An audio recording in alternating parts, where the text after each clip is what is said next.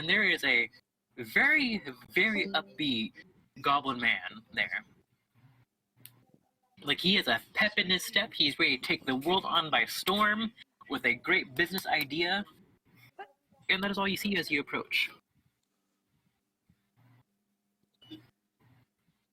And they're once again exchanging. This time, check to make sure they can all do this in the right language. Yes, they can. And they switch over to that very gruff and guttural language. So if anyone knows Primordial, you can understand that. Nah. I know Dwart doesn't, and I'm pretty sure Jonic doesn't either. What was the language? Out of character is Primordial. No. I mean undercommon, but not primordial. The So different this- languages aren't related. So the walking goes on a bit further. You can now make out a bit more of the fountain. You're probably about, I want to say, 15 feet-ish away from it, give or take. And the water is this very, almost a void black color, with little flames of the same, well, a bit lighter shade of black, maybe towards a bit of gray, kind of lick the edges of the fountain. And you now get a better look on that goblin man, who looks like he is a very ragtag merchant. About the water, Yes. can I roll nature to see if this is natural? Well, yes, you can. You can also choose to roll. Let me check my notes real quick. Religion and Arcana on top of that, whichever one you prefer. I'll go with religion first then. Ooh. Oh. Oh dear God. Everyone with the over 20. Okay, so this is, because you've been here for a little bit, a holy site. It is a more along the lines of a divine magic. You're not very sure of what god. However, people put chains, manacles, and occasionally they do capital punishment here. A thief will get their hands put in the pool. A murderer will get tossed in the pool. And the more heinous the crime, the more of your body gets put in the pool. You know that this pool is incredibly hot to the touch. However, approaching it, it does not give you any different or any shift in temperature. However, before I forget, because I totally walked over that, the magic is divine in origin. I look kind of uneasy when I recall this. And they all stop, and they kind of form this very awkward U-shaped triangle to where they all sort of face you. Wait, I have technology. What am I doing? Where are you? Free assets. There you are. I'm picking at random, so things might get interesting. Eeny, meeny, miny. This one. Technology. We have technology. So I got one right there. You got one right here. And you got one right here. So the red is the tall woman in half plate. The archer is the dwarf woman. And the one that is facing Dwart's token is Yafir.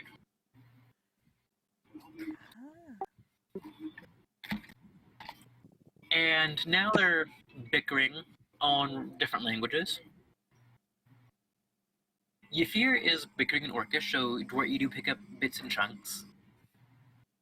So from your perspective, Dwart, you do hear, oh, and what did I do this time? I didn't piss on anyone's shoes, at least. Because, dearest, what other reason are you floating for? The dwarf then retorts in common. Coming from a man who I'm fairly certain does not wear undergarments and lets his jewels swing about in the wind. And you just hear aloud, and everyone here's a cleric, surprisingly. You wouldn't believe that, now would you?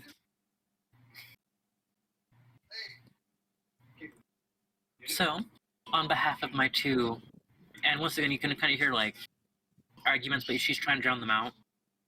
associates, we did have duplistic intentions that we did hide. So Yafir switches over to calm for a brief moment. Yeah, no, the one that I particularly enjoy the company of does not speak the common tongue. And then he immediately goes back to arguing in Orcish. She once again sighs, very deeply, looking very much irritated. She swipes her bangs over her eyes real quick, or away from her eyes. Turns to you, Dwarf, or Abraham.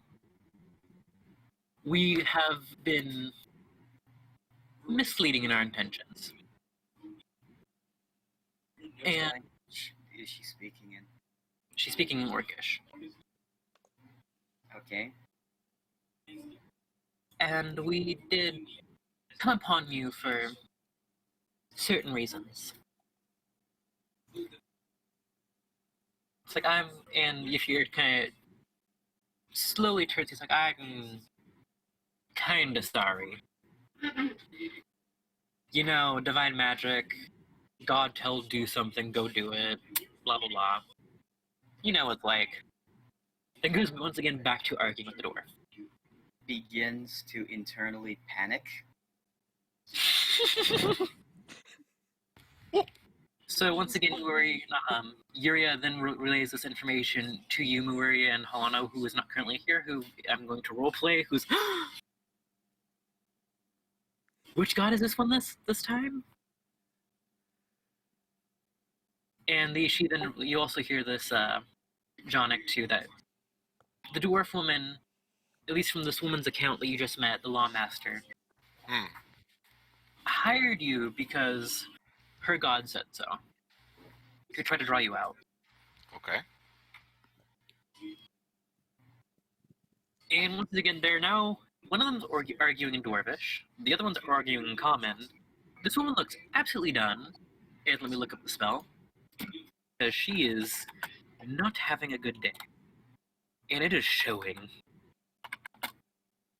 Do magic, magic, magic. Spells, incantations for those who can cast them. Okay, so lasts for an hour. So you see her pulsing out of a pouch, and it is a manacle. However, it is just one manacle, it does not have its adjoining side. She speaks in a very breathy, almost song-esque language. The manacle snaps closed, and a flame ignites in the middle of it. Everyone can now understand each other.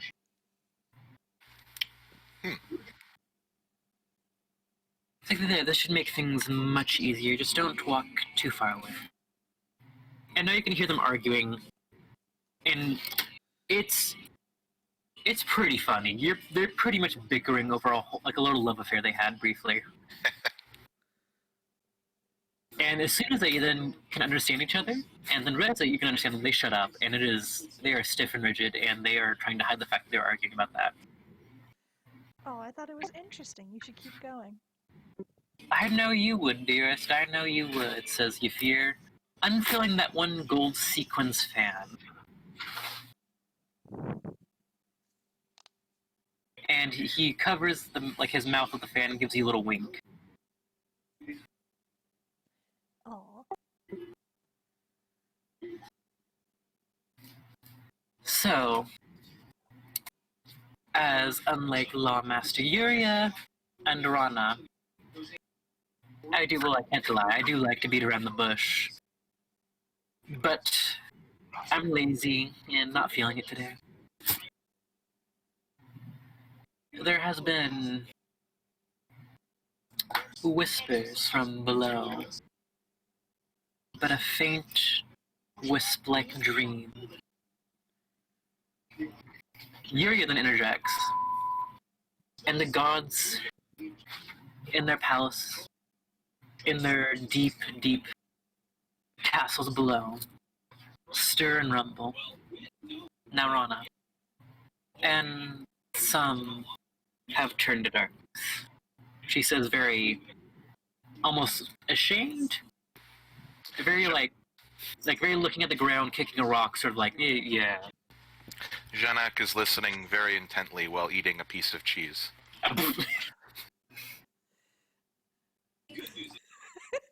And Kind of pulled it out of his pocket. love it. 10 out of 10. Would allow again. And Lawmaster once interjects, we all received callings, I guess you could say. Callings, I got a dream. You got a dream, I got zapped by lightning. And then Yafir cackles. And once again, you can feel the rising irritation. And I must roll for something very briefly, so give me 1 minute. I have to find percentile. Do. Boop. Oh. So, Lawmaster Yuria begins to speak up, but you more or less hear like a word is about to start, and then you see the two wells on the opposite sides of one another. The energies begin to move, once being in upwards position, just shining brightly past the clouds, almost touching the sky itself, begin to bend and almost wrap around the very walls of the city until they both connect to one another. And you hear a very crystalline sound, almost like a million glass pieces being thrown at a wall above you. You all look up to see a very small triangular shape apparate in the center of the sky. So Yannick, you would know of this, along with Muiri, and as my brain died, no, Dwarf's character wouldn't know of this. This is the city's defenses. The two lights begin to twirl and create a crystalline barrier between the outside of the city. Each little panel of it is triangular in shape, once again feeding into that geometric theme of the city, because Valtherin is a very weird person. So it's a Triforce. Yes. The color of the barrier is purple. The city's defenses have activated. I just say this to anyone who doesn't understand what's going on. Okay. And you just see both Yuria and Yafir turn. Very slow turn, more like they're like, yep, Tirana.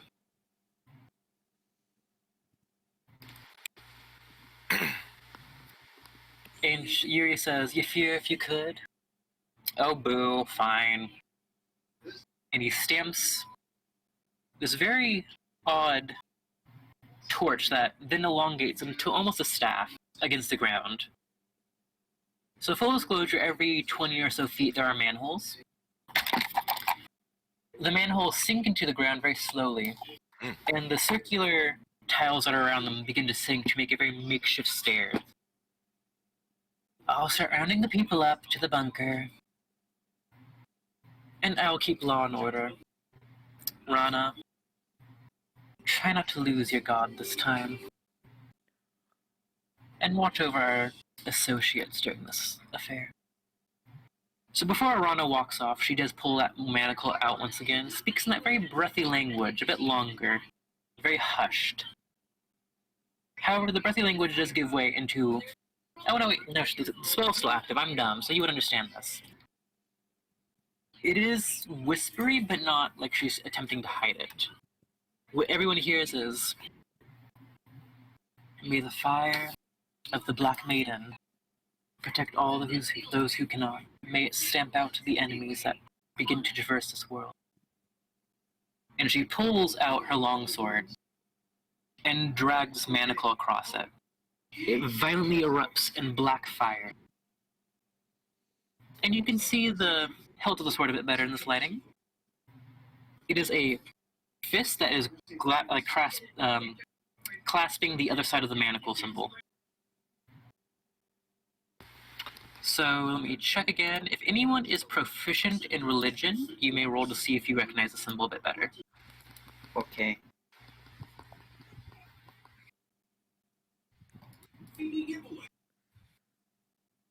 Jesus fucking Christ.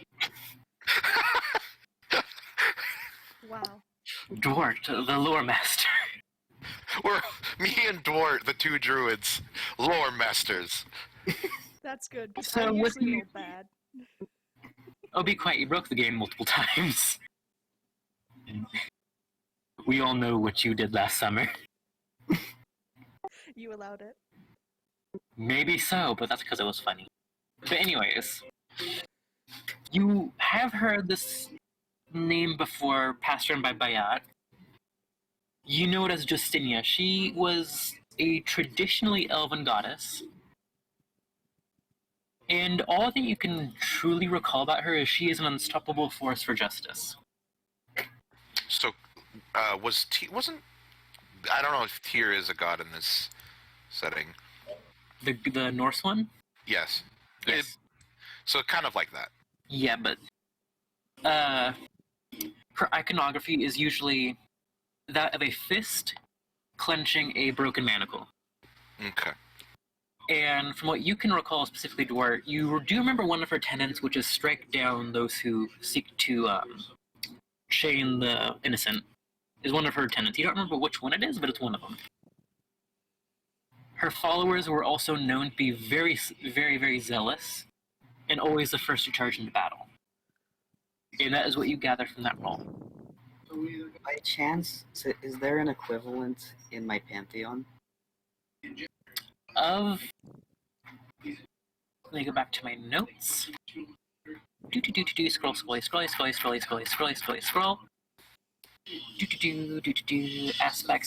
Aspects. There is an aspect of justice and valor. However, it is given a masculine name of Valken. Is that a reference to my D&D world? Perhaps.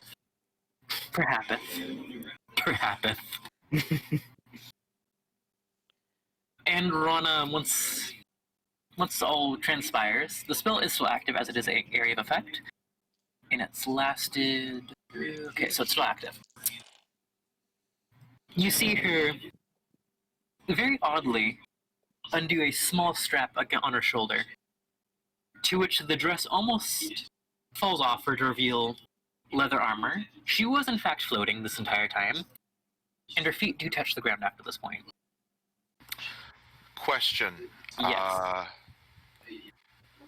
Can I say that Janek kind of pulls out his scimitar and puts his hood on as well? Yeah, of course. There's Okay. been more than enough time for that. And he takes out his, what do you call it? Sling. Okay. Do you load it too? Yeah, he can cast, and he does cast, if he finds 3 pebbles on the ground, magic stone. Ooh, I have not seen that spell in a minute. Either pebbles or rocks, something that you could hold in your hand. In 3 a of city them. like this, there is more than enough debris for such a thing. Okay, and he Especially after Abe's previous venture, there's definitely enough debris. he picks up 3 and kind of is holding onto them and has his sling out as well. The scimitar, he's more or less holding onto it, ready to draw it if need be. Okay. Is anyone else ready anything? I guess I pull out a dagger. Ah, yes.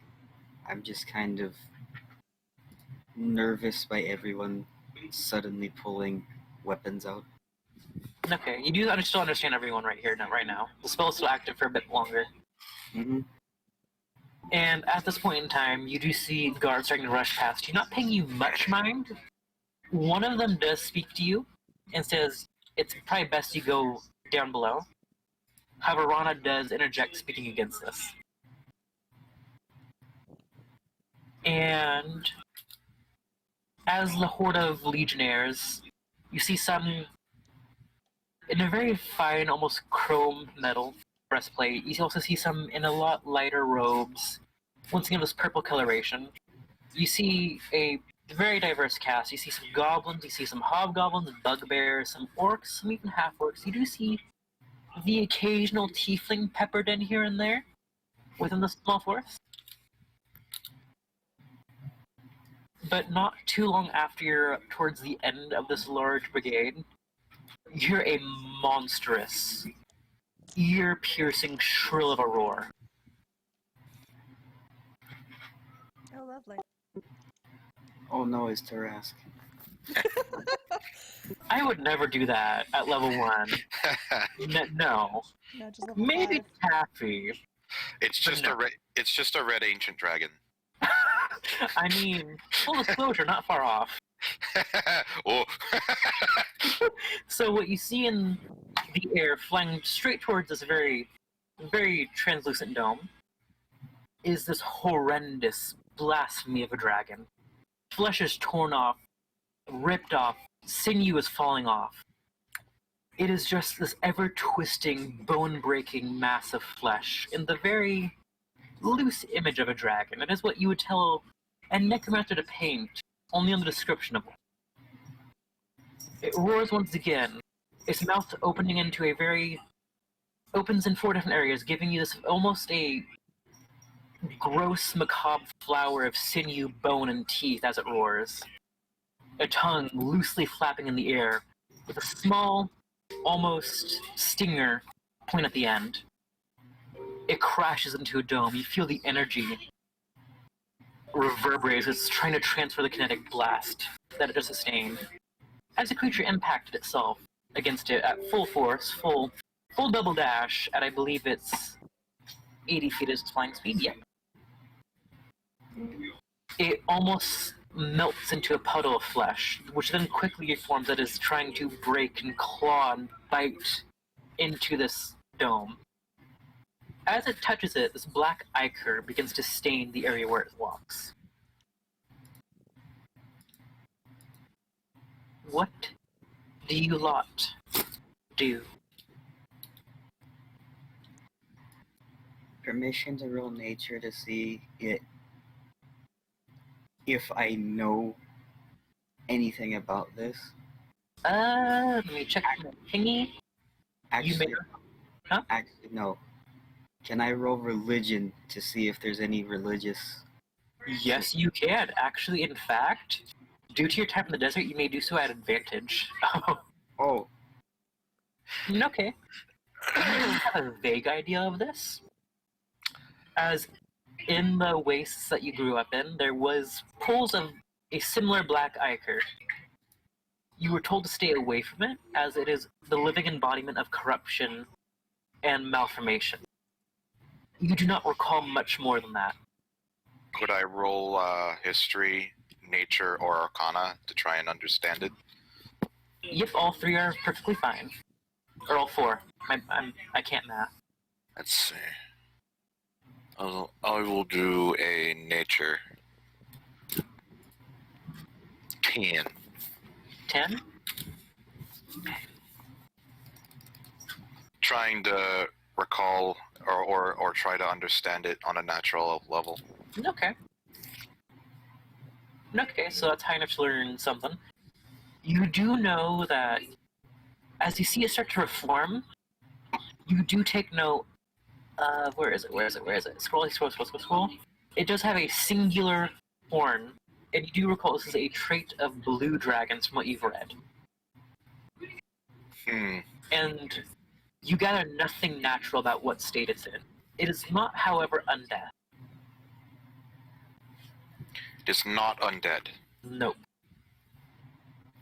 It just has a very undead motif going on for it right now. I understand. Interesting. So at this time you do hear some shouting. The hexagonal walls of the city, you hear almost gears turning as large ballistas are now turning to face this giant beast.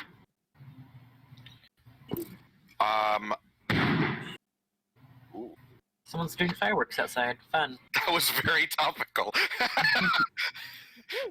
I mean, you hear one of them fire, I'm gonna play around with that. Would it be okay to say that Janek tries to climb to somewhere higher and also tries to kind of get himself in a position that is somewhat hidden, but not to hide so much as to It'll be another, try and at most 30. get a at most combat 50. position on it. So you're just trying to get like regional awareness going on? I'm trying to climb up higher, yes, while being somewhat stealthy. Do you mind if you want me to roll for that, or is There's a few buildings. I would probably only have you roll acrobatics or athletics to get up high. Okay. 5. You get all of about 10 feet up on Halo. Another ballista fires. I thought you were They're firing HE rounds.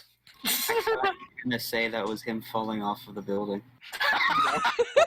He stands on a barrel, tries to climb, but due to the craft and make of this building being literally at one point a boulder that was now carved into a home, there's no spot for you to grab onto.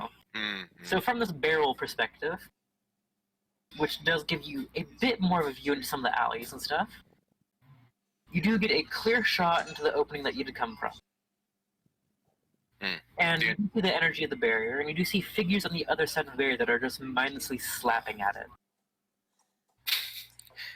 Figures on the outskirts of the city are slapping at the barrier. Yeah, it's being generous. So you see someone like full on giving up on slapping and just headbutting.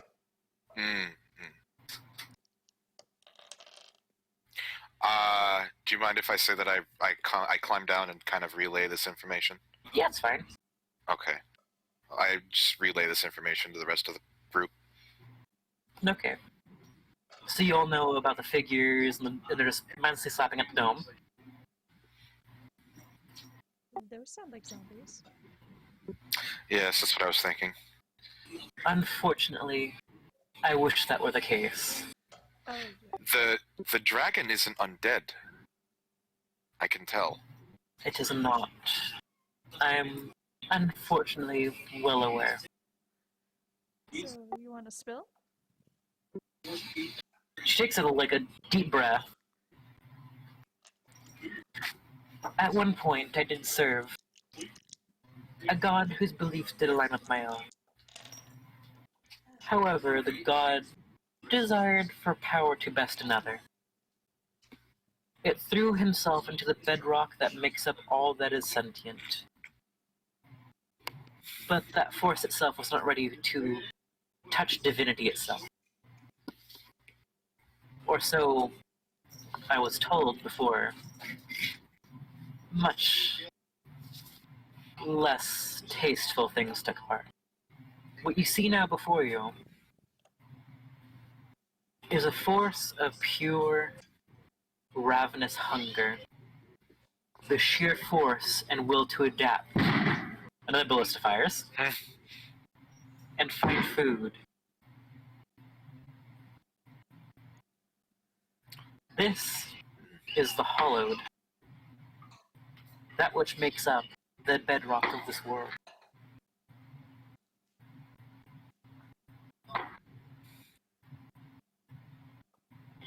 And you see her open a small side pouch to which she pulls out a short sword, which looks like the dimension should not be able to custom it.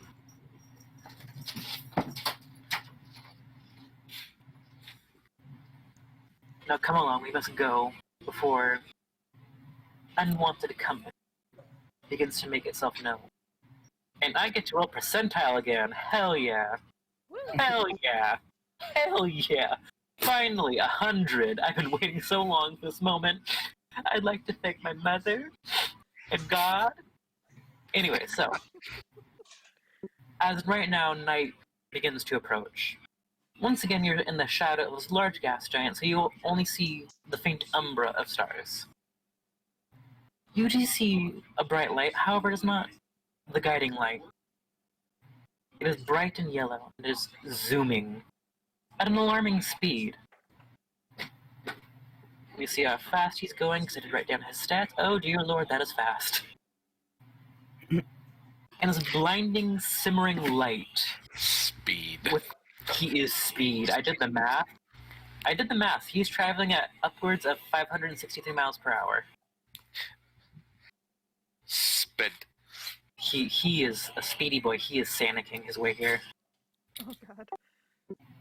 And this blinding, simmering, bright white light passes through this dome as if it were just an invisible wall. And it crashes not too far from where you are. What is it? What is it? What is it? Doo-doo-doo. I'm gonna go investigate it. Yes. And you just hear a loud groan like, yep, nailed it, definitely did. No one saw that. I saw it. God damn it, I can't make a cool engine once in my fucking life. And he's a very, very chiseled man. And it's a very nice, pretty... if anyone has ever watched Game of Thrones, it is the robe similar to what Shay wore. So it's very loose, very flowy in the wind. It's very see-through as you get up towards the chest area. And it is held up on top of him with this little, very weird leather ring that has all the interlapping pieces of fabric attached to it. The robe itself is this very, very soft, gentle gradient from this very sinister red light to this very dark and deep purple. There's little dots that almost look like stars. And as this man moves, it looks like it's a perfect stationary cutout of a night sky. So stars themselves move as he moves. Oh, came a little late now, didn't I? Did I beat the others? And he looks around. Oh, I beat the others. Fuckers. Ooh, who are you? Can I roll religion? He unfurls a fan and begins to circle you, Muiri. And yes, you may roll religion, and you can roll religion at advantage. Oh yay!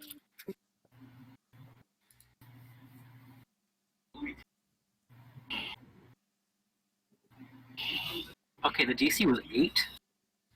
This is in fact, according to the statues you've seen, the god that you very quietly serve. Oh shit!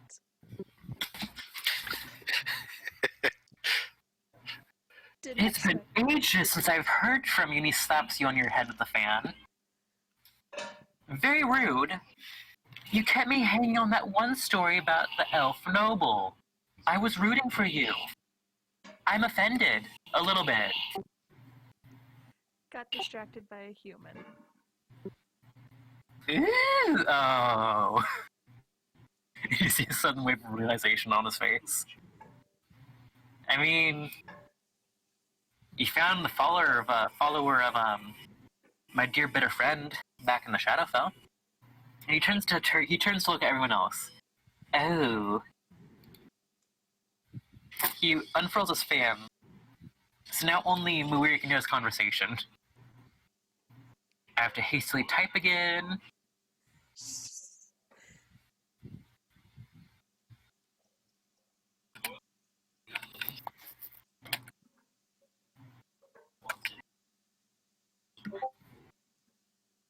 And the fan flaps closed. Well, anyways, dearest, a pleasure to meet you. Ooh, what are you? And he gets really close to you, Jonic. You are exotic. Yeah, you could say that. And you notice a faint halo above his head. His eyes are a solid gold color, where it looks like a glitter, like a very... Have you ever seen those really fancy bath bombs where it looks like a very almost glitter-esque cloud in the water? It's kind of what's staring back at you. And you, ooh. And he's now up to you, Abraham. Oh, never mind. I'm taking back what I say. He then stops for a minute and then looks down and sees this very small infantile woman. I don't know what Yindal is doing anymore with whatever's going on with you, but she's doing it. She's doing it. And the very small barbarian just goes, ugh. I don't think it's done growing yet. I hope not. I hope not. I hope whoever falls in love with you, dearest, I don't know what they're going to do with themselves. Anyway, where is everything? What's going on? I felt a disturbance. A sniffs the air. Oh, it's above me, isn't it? Yeah. Mm-hmm. Yes, it's. The one time I show up early to a festival, I'm dealing with that. I'm dealing with that.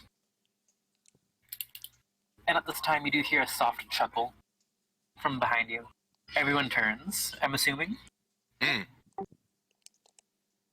This time, a very short woman who looks mostly elvish, you do see a hint of human features, steps forward, in more of a gray, almost stone-esque armor. This one is full plate, minus the helmet. You didn't think I would show up and not help you with it, did you? Well, you know, dearest, you know. After what the small one did, I'm not surprised. And you see this woman pull out a very large long sword that's almost a bit too long for her.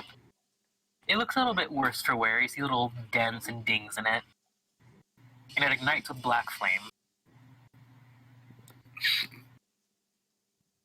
Shall we dance? And you see her throw a rock at him. Ow. Rude. Very rude. Indeed, incredibly rude. You're lucky I love you. Anyways, he looks back at this motley crew of people.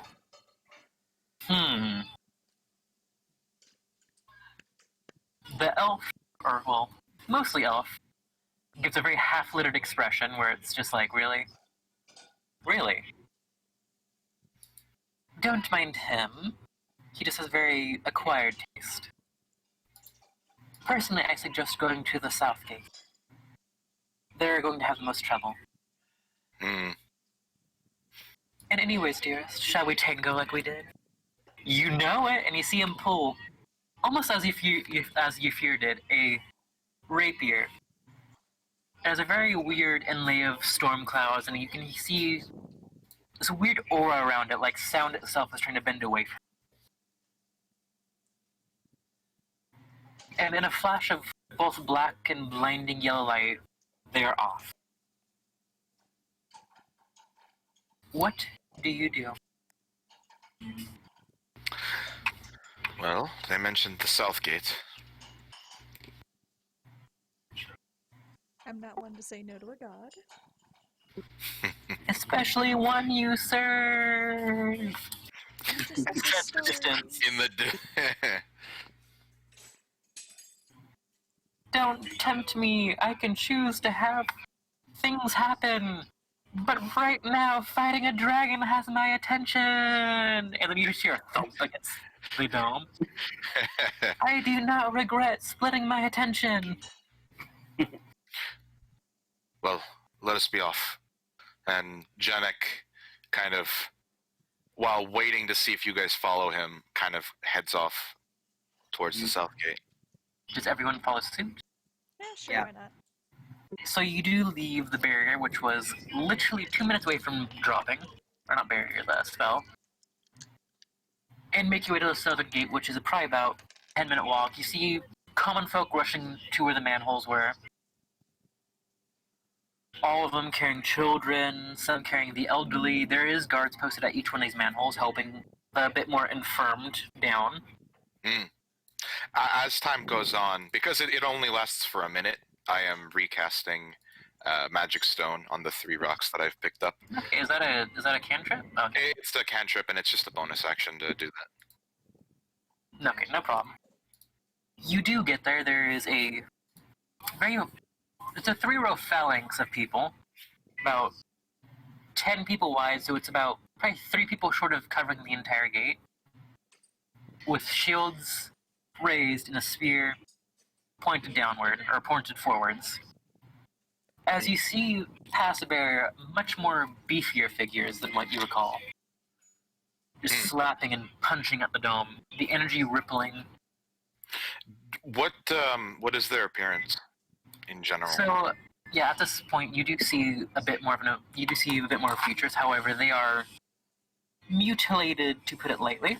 Okay. You see a mixture of races and peoples. You see humans. You do see a single tiefling in this small group of beings. However, their features are, once again, as a dragon, torn, bloated. Some of them look haphazardly put together, kind of like someone read Frankenstein and got inspiration. Is it at all similar to kind of the way that the Nurgle people are in Warhammer? Let me Google that. Because if I finally found a reference for this, I'll be so happy.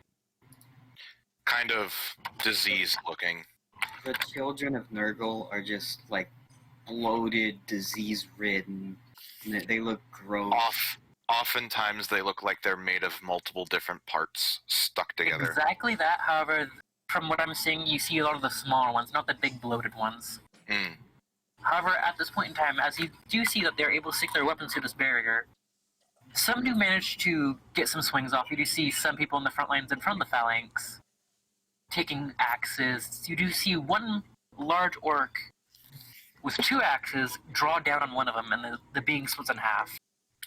However, very quickly, bonds to some other remnants of a creature and makes this other bastard creation more akin to a 4-legged insect trying to pierce the dome.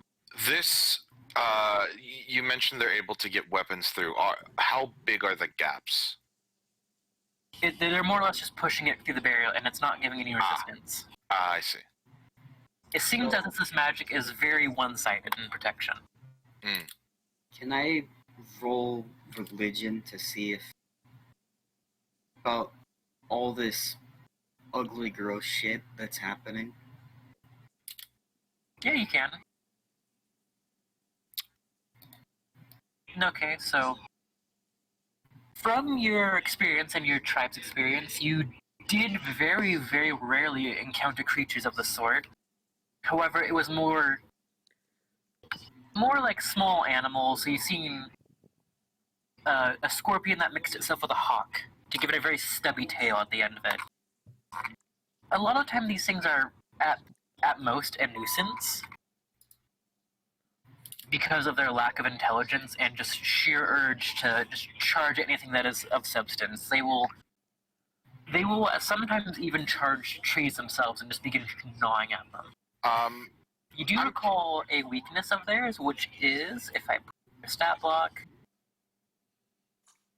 they are very much susceptible to acid and fire damage. I put my hand on my chin, and I turn to the 2 people that are with me, Okay. and I start cycling through the languages that I know until they give me a response back that they understand it. Who here doesn't speak common? Just a word. Okay. So you would understand this, Jonik, because you do know Goblin and Orcish. He does speak a very broken, kind of smushed together Goblin. He also speaks Druidic, which I speak. Druidic isn't a language. It's Oh, right. It was kind more. of just written. Mm. Okay. But I start with Orcish. Okay. Do the other 2 understand me? Drayson does. And the Barbarian, who I might have to roll for in a bit, also understands you. I turn to the sorcerer. Did she understand me? No. She looks as confused as ever. I try Goblin. No. I try Ikir. No. She looks even more bewildered. I'm guessing this is a language game. Shall I cycle through mine? If you wish. If he describes it to me, I can describe it to them in common. Yeah. I try to do that. So you just relay the weaknesses of acid and fire? Yes. Okay. So you do now know the weaknesses. However, you also do recall one of their strengths being their capacity to bond to already dead tissues. I was wondering if I could try to roll for Arcana to try and understand the magic that is animating them. Yeah, of course. I did relay it the Oh, strengths too. what is up with everyone in a 20? Jesus Christ. I'm not... This is the best I've been rolling for a long time. This is actually I'm happy that you guys are learning the lore, but I have to sift through my notes. that's an unnatural 20, by the way. If it's green, then it's a nat. I know, but the DC was 19. I was like, he can't. He won't. I did it. That rat bastard of a man.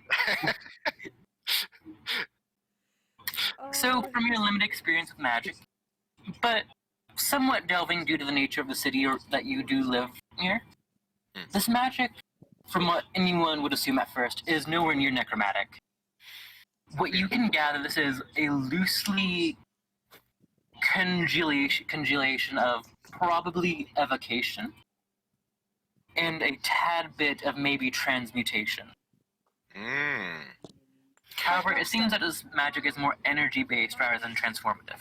So it's not true life, either undead or alive. It is this weird, from what you can gather at least, this weird in-between.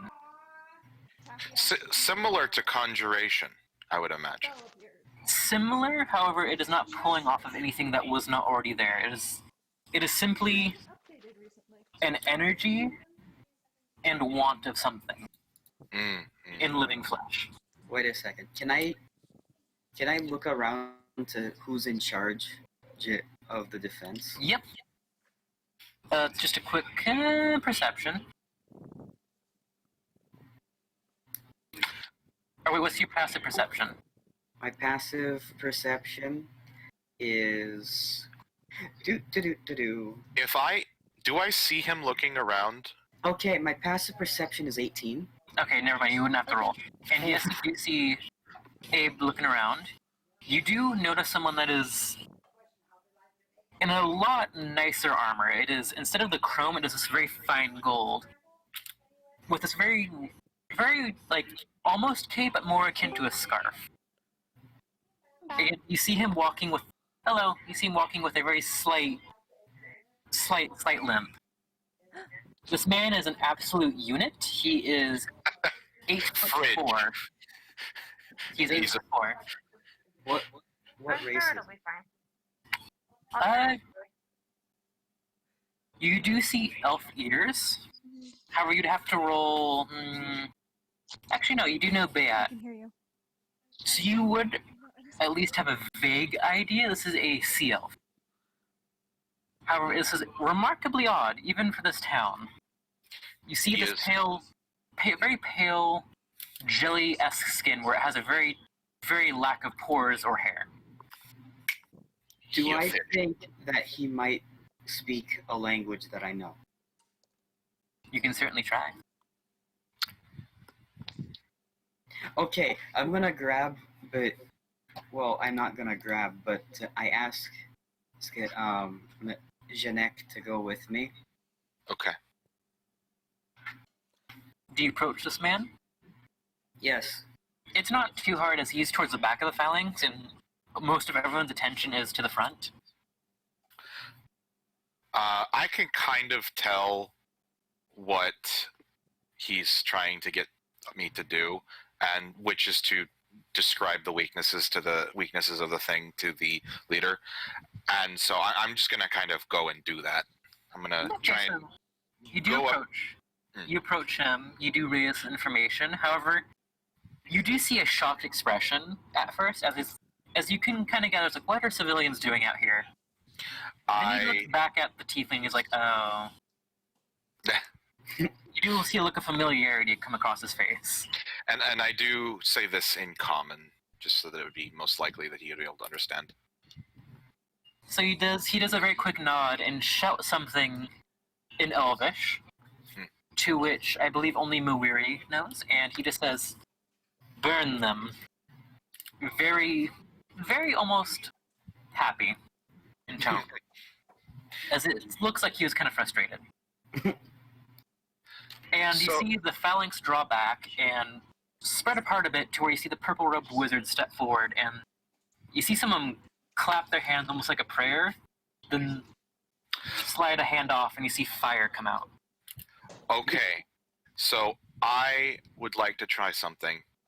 I ask the leader of the captain of the guard, do you have any coal, either for Coal? as a weapon or something? Yes.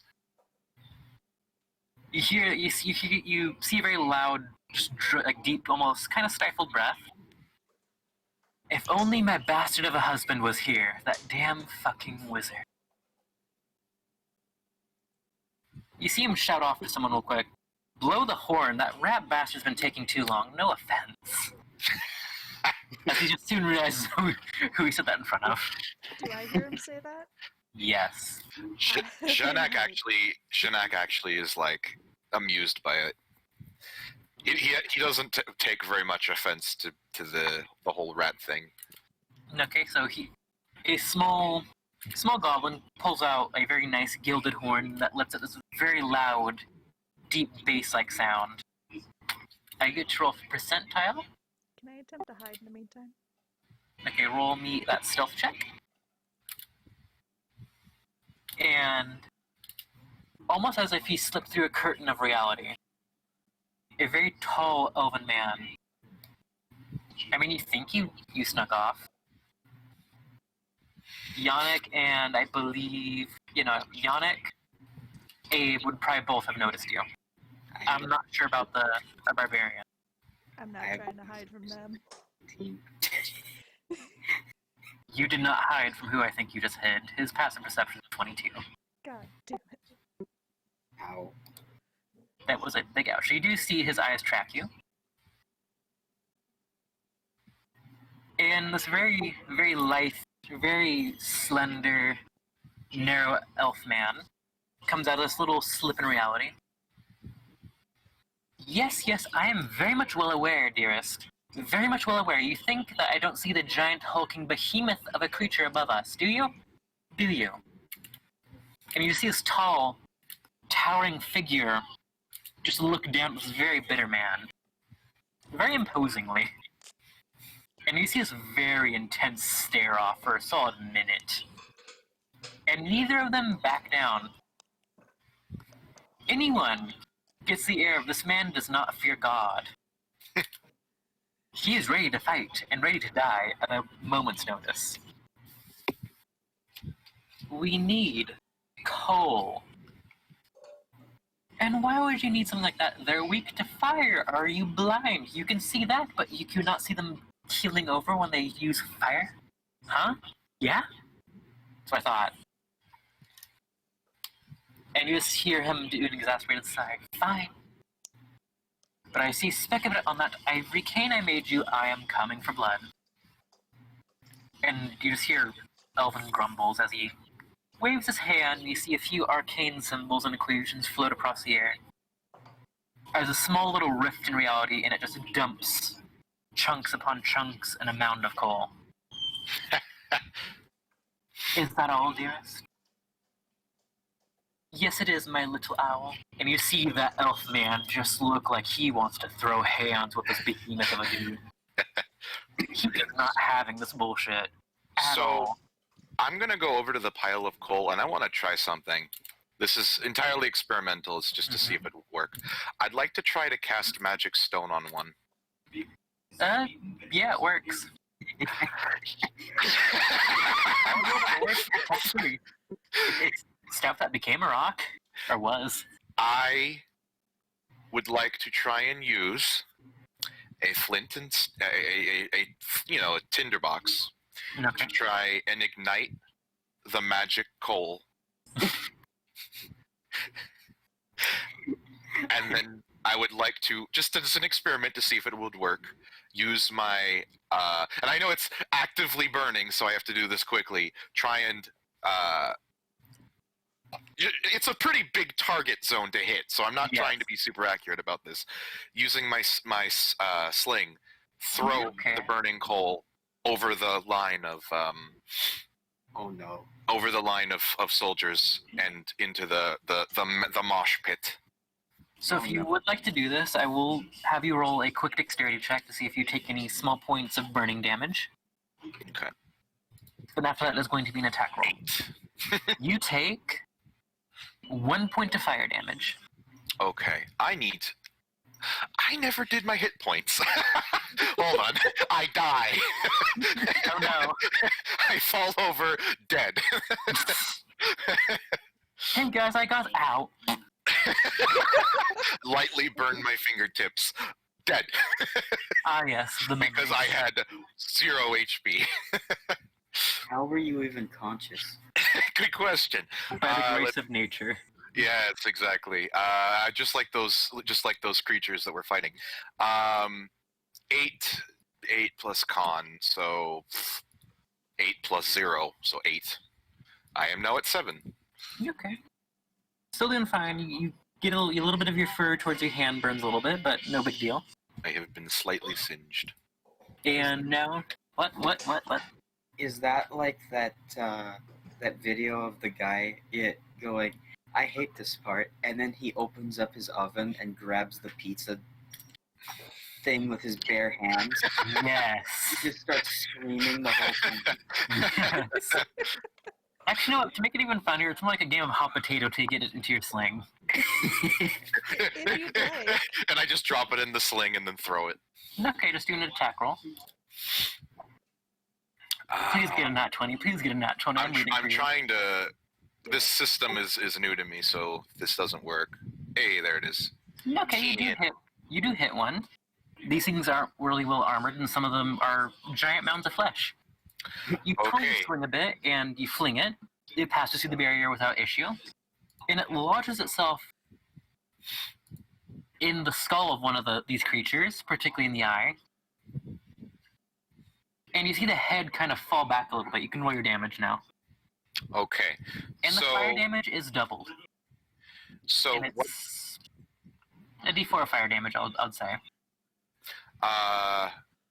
Let's see. Sling would be click this. So it does 5 bludgeoning Mm-hmm. plus 1d6 plus spellcasting modifier, which is Actually, 4. actually, Yes. that 1d4 plus 3 is if you're throwing a normal rock, you should actually be using 1d6 plus 5 because you're using magic stone. 1d6 plus a spell casting? Yeah, Oh, I see. Oh, you don't have to roll damage. You fuck this thing up. Okay, so the 5 is wrong. Hold on. I need to get the dice rolling thing out. Like the custom dice roller. Okay. 1d6 plus 4. Yeah, you're gonna fuck this thing up. Yeah. Okay, add a d4 on top of that, because that's just fire damage that you also deal, and that damage is the fire damage is doubled. Okay, so this twice. 8. So Okay, I did so 9 damage. you fling this flaming rock at this creature. It lodges into the front of its skull. It seems like it's been rotted for a while, so some of the bone tissues have deteriorated to some extent. The black ichor that then flows from its body ignites, and it causes this very violent reaction. You see the body immediately begin to bloat, and then like a very nasty helium balloon that touches a electrified pole blows up. You see all the creatures at once kind of stop and turn back, then turn back to see where that came from. Oh shit. Okay, can I roll for stealth to try and like be like behind the wall of of coal? Yeah, it's about 4 feet tall, so you could probably just squat down a bit. Okay. Do you want me to roll for that or just have it? Just roll for it real quick to see if you can. I don't even. No. I don't even hide behind the thing. I just go. Okay, no one knows where this man just went. It seems like he faded into nothingness. The fact that I have I'm the dark fur type of the sub race of the race that I am, which makes me better at stealth. Yeah, it gives you proficiency, right? Yeah, I think that's what it was. Yeah. I'm pretty sure. But yeah, you fade out of existence itself, almost as the wizard did. No one knows where you I, went. I just see all of the things look in my direction and just go, ooh. Okay, so Mawiri and Abe were also facing in your direction, and they just see you fade into the dust. I immediately just like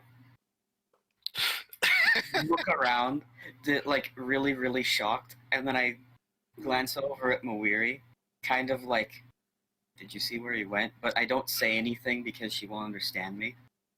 She just is gonna shake her head and say in common, like, I want to learn that so bad. That is even magic. Soon. Teach me your. Okay, so at this particular moment, does Jonik take over the Mound of Coal at all? Actually, the dark fur thing. What? Okay. Hold on. The stealth proficiency was base. Was a baseline ability. From the dark fur, I get a charisma score increased by 1, which I did. I have proficiency in the deception skill, which I have not given myself yet, No. and I have shadow blend, which means I can attempt to hide in areas of dim light. Okay, never mind. You're still standing there. You can still see this happening. You literally just poof. You pulled what Fell did in the sewer that one time and is hiding in just a puddle of, not a puddle, like a cloud of dust. Just my legs. I remember that. I still fondly remember that. I want like just to write a story of like that session and the chaos I created. Okay, so I did not mean to do that. I also remember Belle not wanting and falling into the piss in the sewer. Meanwhile, I hid in it. The two of good you time. together. Chaos. Just chaos. So you start seeing these beings. After now gaining some insight into what just happened, you see someone start to congeal. All the skinnier ones do stay singular away from this now ever-growing large creature. You see this large clawed hand where each finger is almost a separate being. Just reach at this crystalline dome. You see the phalanx once again begin to draw forward, their shields at the ready. And this creature is actually starting to have like some give at the two interlocking plates of this crystalline dome. I And found there's a them. very faint. Oh, you can feel a tad bit of a breeze like slip in. I found the video. I just saw all of the things look in my direction, and I just went, peace. Bye. Can I try and firebolt the hand? Yeah. Add my spell attack bonus to it, right? Yep. Ah! Oh no. Oh no. Roll a d4.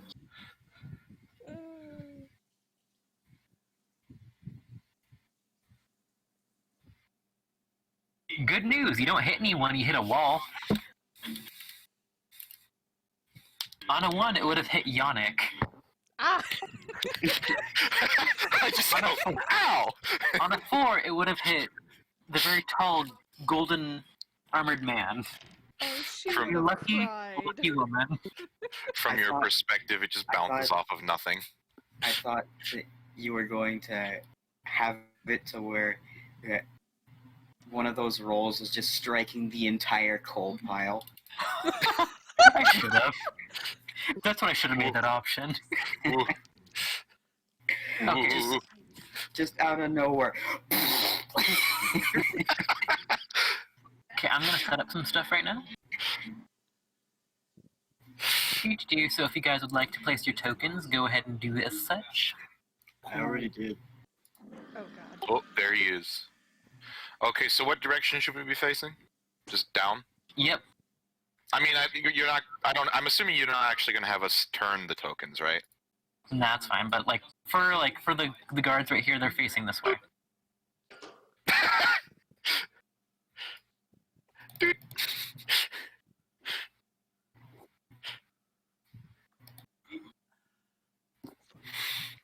have a backup token that's more the style of these other characters, where That's it's fine. like top down. But I liked this particular token I found. You know, Here's the tall man. Where's my freehand tool? You always see some bad drawing skills. How do you get tokens? do you have your Actually, that'd be over character sheet to set up in Roll20? No, she's using a physical sheet right now. Then yeah, you could give her a blank one, and then she just puts whatever she wants on that blank one, and she can still use that token then. Yeah, that's how Jason That's how- had it for a while before Yeah, Jason Narvik. destroyed his character sheet with how much erasing he did on it. And It's still actually usable. It's just extremely ugly. There you go, I shared a thing to you. It's all like marred with like pencil lead dust. Because I'm left-handed, so as I write, a lot of the time I'm like smudging the pencil lead with my hand, so I end up with paper that's all smudged all of the time. Finding a thingy. left-handedness is supposed to be a rare thing, and yet a lot of my friends are left-handed. It's supposed to be a rare thing, but it really doesn't seem like it's a rare thing. It feels almost like it being rare was actually just wrong, and it's just because everyone that used to be left-handed was like forced to just adapt to being right-handed. Or they'll get the shit beat That's out the of way my mom was. She was left-handed, and school forced her to learn how to be right-handed. So full disclosure, those group of dwarf wizards right there represent the creature. It is rather large. Ooh. Yeah, it did push aside a lot of the other creatures, which kind of fell slack. Okay. Muri, did you put a token down? I still don't know how to do that. So here's a question. It's standing on what exactly? So It's standing on a beaten path, so it's mostly dirt. It's dirt? Okay, so Weary, the way that you do it is you have the handout that's supposed to be your character sheet, right? Yeah, I shared it to her right now. Okay, next to the chat, to the tab up at the top, there's a little paper one. And that is your journal. You click on it, and then you click on the character sheet. So, Go to bio and info, and then up in the top right of that will be an edit button. If you click on that, you can upload an image that you want to be your token. so I am going to start, if you'll allow me to, 5 feet at a time, 5-foot cubes. Are you making them go down? The dirt under it's so right here, the front of it, Yeah. is going to start kind of just moving to the sides, almost like 5 feet at a time becomes almost like a liquid and kind of just forms away, and then another 5 feet forms away as almost like a moat starts to form in front of it. Okay. It's like a little So- gap, so it can't is easily traverse. Yes, it's Okay, yeah. you would either have to kind of, if its legs are long enough, stand upright. Have you ever seen the tank from Left 4 Dead? Yeah. It's walking on its knuckles. Okay, so it would probably have to just back up a little bit then, It would have to get like a running start and attempt and to jump. over if it wanted to cross Because it. Yeah. you still have a little bit. I'm just waiting for Maria to set up her token stuff. Then I was going to allow you to get one round in Hmm. before you have to roll initiative. If you cast this spell multiple times, you can have no more than 2 of its non-instantaneous effects active at a time. Yes. The instantaneous effect, though, is the part where the Earth is moved out of the way. The non-instantaneous would be terrain becoming difficult terrain. If you would allow me to, I would also make the terrain on its side of the moat I'm forming into rough terrain. Nope. That's But, not enough for me. hello, Ari. Oh, I'd be here. I'd be able to make 2 squares of 5 feet into rough terrain, so kind of a rectangle. In So front of you or behind her, or like, you know, one step in front? I will make a square to describe this. So All these squares make a circle. exactly. So this is the area that I'm kind of trying to make a moat. Okay, And- yeah. Make a circle. And then in front of that, which I will make a different color, this area will be... Oh, that's covering it. Hold on. Let me make it. This area will be rough terrain. Okay, yeah, it's fine. And the rough terrain is temporary, but it's for an hour. The moat is pretty much until it gets filled up. It's permanent. Honestly, how I roll Mold Earth is that if it's a shape or a color, or like, you know, you can make a small statuette if you focus on it long enough. So most of the effects are usually permanent if you focus on them for long enough. But for a combat standpoint, this is temporary. Yes. That's how I usually roll it, because it allows you to do cool stuff. Yes. So you do as such. You doing good over there, Jess? No. Kind of just upsetting the earth underneath this thing. It's cold. And this is a cantrip, so no spell slots used yet. The only time I would have you use a spell slot for that is if you're trying to make a large statue. Hmm. I do allow for stuff like that to happen. However, it's purely out of combat. You can't just erect a statue that would impale something instantaneously. Right. The whole point of it is it's not supposed to be able to be moved fast enough to cause damage, but Yeah. It can be an inconvenience. yes. I love to be inconvenient. As your bard has proven in my It group.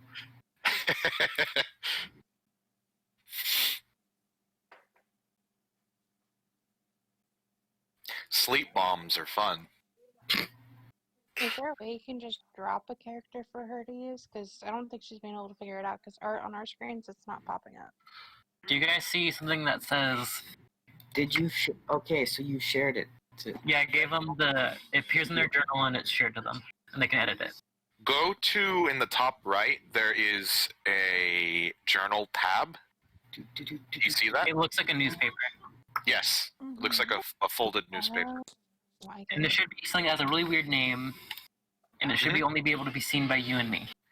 And then if you, I think it's double click? No, single click. It should open it. And then there should be a button to add an avatar? Or is it avatar or? You want to add the character Yes. picture and not the token. Because the character picture will act as the token. Yes. When you open it, it should say avatar and have a blank square, and you can add whatever you want to be the token and avatar. Oh, Dort's gonna show you guys in a stream. Okay, so here I have my character, Ibrahim. Click on him, and here's my sheet. Here's There's this tab that says Bio and Info. Click that.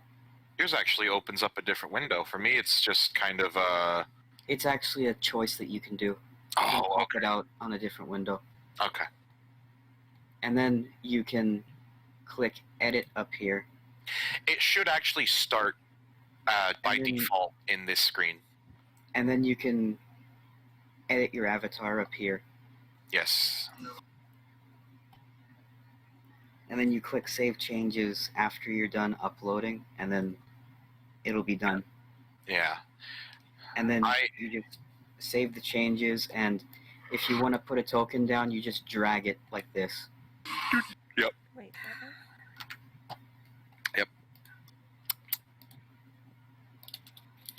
Did you get that, guys? Yeah, I saw one of the pictures change right now.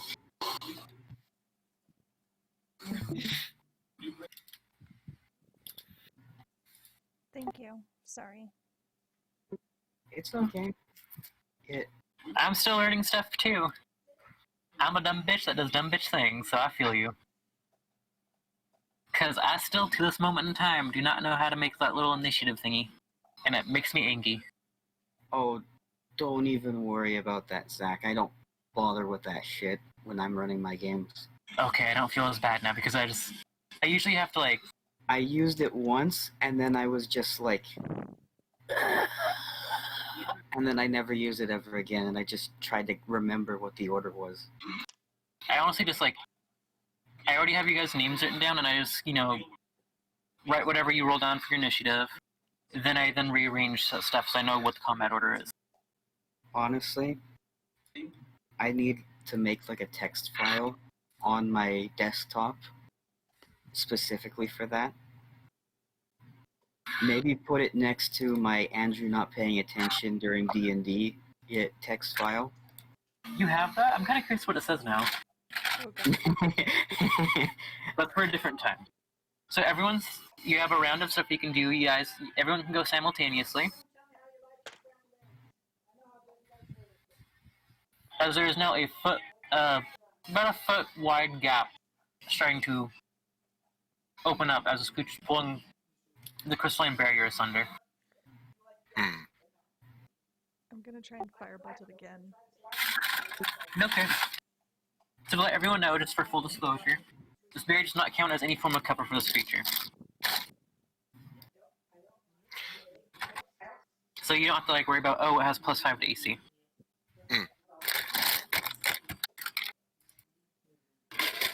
I'd always inform you if it did have cover. That once again, no, that hits it. It has, once again, it's no armor, it's a pretty big target. So roll your damage.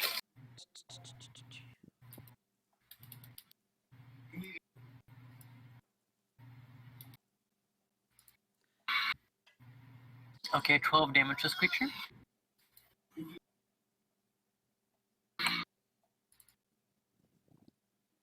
Okay.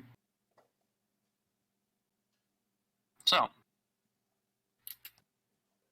Marie sends this bolt of fire out from her hand as she mutters something in Draconic. And the creature recoils back violently and grabs its shoulder where the firebolt landed. However, one hand still keeps that little gap growing. And if you ever wonder what this thing sounds like, it's exactly like the Necromox from Dead Space. The necromotes. I would like to draw my shield and advance up to here. Yep. So So, you're right in front of that barrier. okay. I really quickly mutter something to myself quietly in Ykrit, Mm-hmm. and I cast Primal Savagery. Ooh! Ooh! It hits. Okay, Is this the coal pile? Nope, wait, I'll draw the coal pile right now. It's my bad. Something I forgot. Scatterbrained. What is this? so That's I a hit it. I did that hit. Yes. Yep, its AC is a 10. Okay, well, acid. It's weak to acid, right? Yep, That's acid damage. it is doubled. You dealt 20 damage to it. It is not having a good time. It's flesh. Were you aiming for something in particular? So it's I still was gonna- actually aiming for the hand that was opening the thing. Ooh! Let me just take down its health real quick. I'd like to clarify that Primal Savagery, it looked like that the fingernails on my free hand grew to look like a claw, and I just slashed at it. I must roll a strength save real quick. At disadvantage, because you straight fucked this thing's hand up. Its fingies are not fingies no more. So, as you did draw close to it, you do notice the hand, each individual finger is pretty much a body. It has its own individual hand, its own individual head, and the ballista fires. And my brother-in-law is snoring. Anyways, it does. 2 fingers did melt. That was pushing it aside. And the berry then attempts to snap closed. I get to roll for damage, and it's going to be a lot. I mean, it only did 2 damage. So it did manage to catch itself to some extent, but the barrier did close on it. It's one of its head fingers that's really getting crushed. Head fingers. So Dwart went, Muiri went, so that leaves Jonic and the Barbarian. Okay. I will... Actually, I should be next to the coal pile because I'm still there. A ballista just fired outside my house. So... Can I do the coal thing again? Since we're not in combat, yes. However, in combat, that would be a bonus action and your action. Oh yeah, yeah, I understand that. I was gonna suggest that since she's a tiefling, she could probably hand you the lit coal easier than you can have it. Oh yeah. You can. How about you do that while I ready the sling, and you can just drop it in. Okay. I was planning on doing that, but then you freaking vanished from existence. Bye. Have fun. So, from your perspective, you just see the Rat Man pop back into existence and ask you to help. Oh, okay. And because you are still hidden from the creature, your attack roll does have advantage. Okay. So, let me do an attack roll. Right? A shame that you're not a rogue. And since Muiri helped you, you do not have to roll a dexterity check. Hmm? Since you had Muiri help you, you do not have to roll a dexterity check. Cool. I'll just do the attack roll then.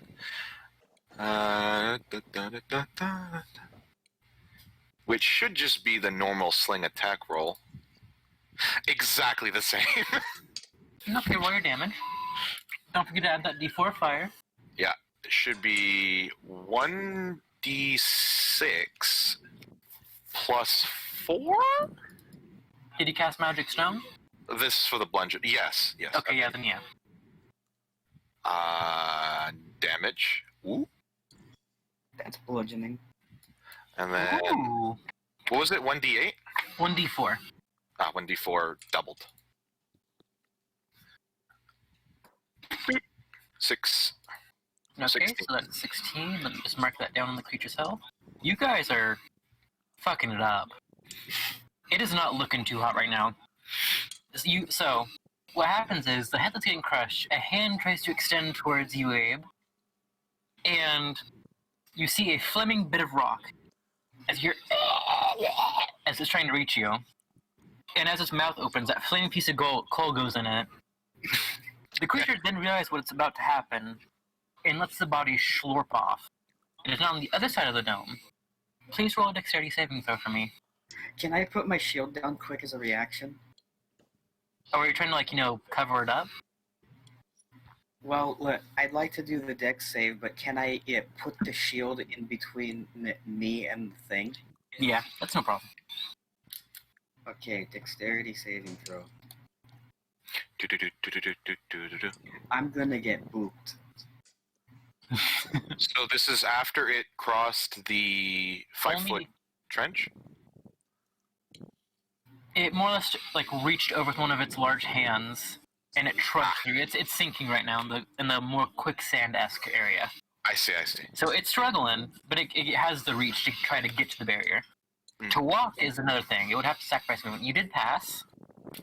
You do get meaty chunks slapped on you, however, it does not deal any damage to you. It is just a black pile of crusty goop on the floor.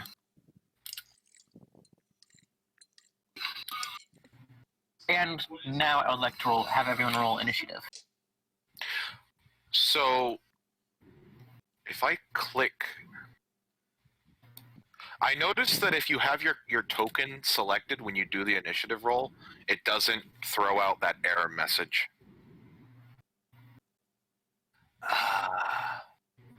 Where's the initiative? Oh, there it is.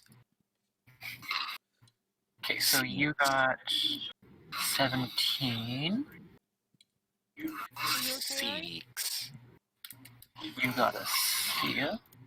6. And where is that GIF that I made? Dang it. 6. And an 18. Ooh.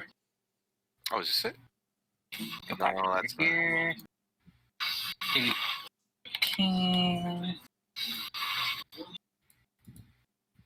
And she got an 8. Making this all down. I got to roll for the crutcher. I'm gonna have to... Okay. Let me rearrange stuff so it makes the combat order. So, combat order is Muiri at the top. Let me make my notes a bit better. If I can spell. I just realized we all have the same initiative bonus. So Muiri, then it is Abe. Then it is the creature. Followed not lastly, because the guards did not roll very great. It is then Helena, then the guards themselves. So, first up is Muiri, as I'm about to throw something at my brother-in-law so he will get up and stop snoring. Upload. Take a pill and suffocate him.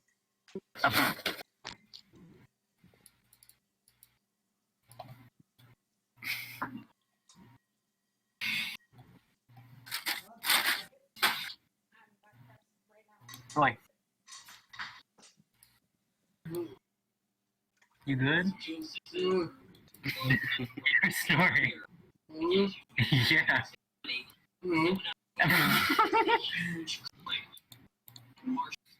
You tired? Did you fall asleep with a dip in your mouth?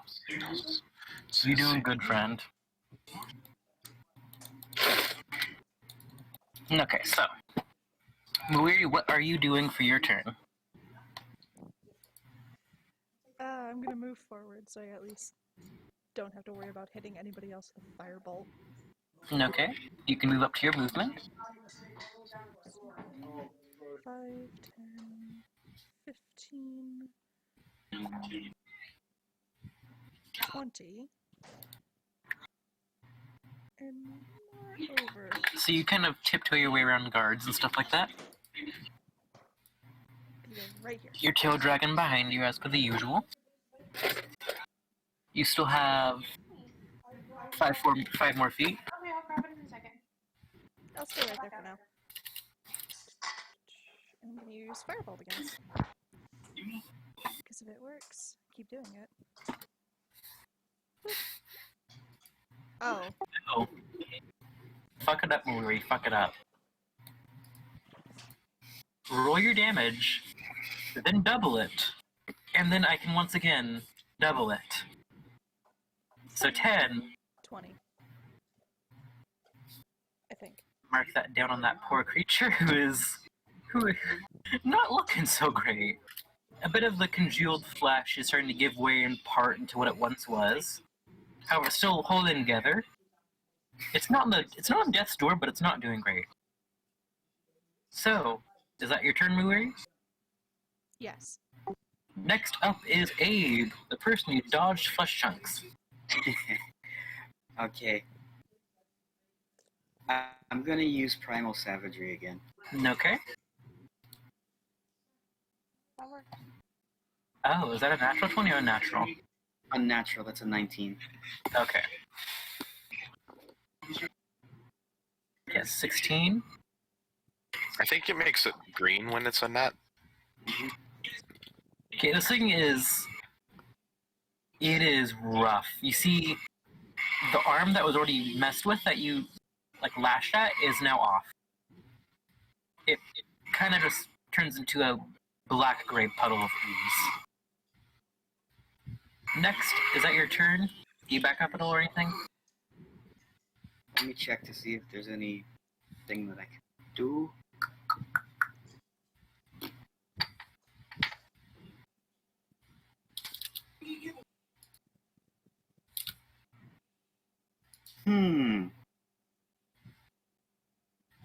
No bonus actions, no. You still have your movement, though. I don't want to move. Okay.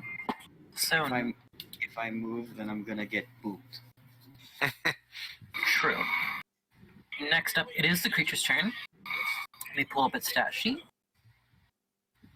It is going to use one of its legendary actions. It's going to use Icarus. Icarus, what did I name it? Oh, it's called Ooze Walk. So the creature pretty much collapses into nothing but a thin puddle of gray, almost like blood pudding, Bell. and then slips under the barrier. It is difficult terrain, so its movement is not fast right there. Wait a second. I have a question. Yes. So it stopped propping the barrier open. Yeah. So the barrier is now closed. The barrier is closed, however, it does not extend underground. Okay, I see.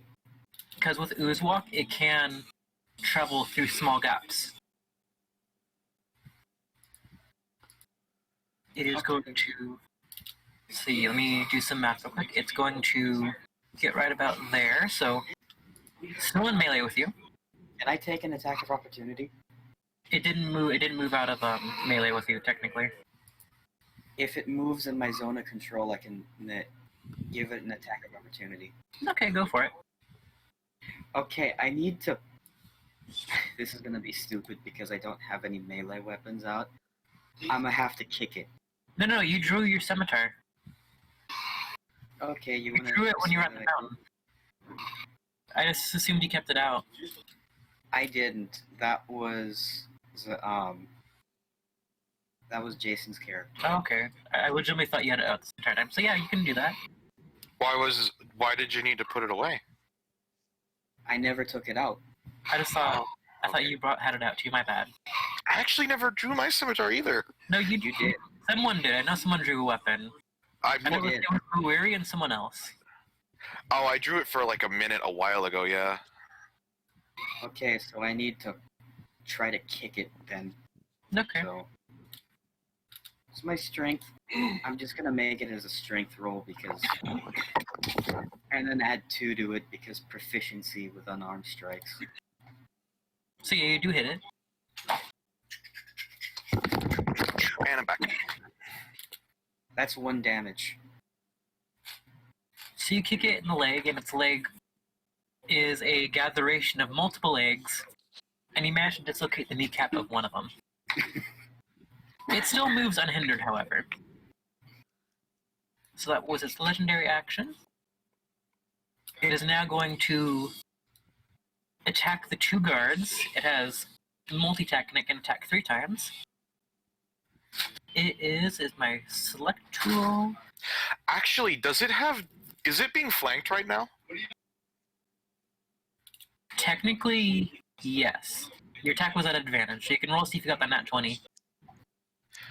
That means that it also has disadvantage on attacking the guards. Yeah, that's what I was Ooh. actually thinking of. Yeah, I hit it with the first one. Let me just roll a few times. I think that's 6 rolls. Yep. Yeah. Only one of them misses. He got a 17 and a 15. Hmm? However, both of them were aiming towards the guard in red.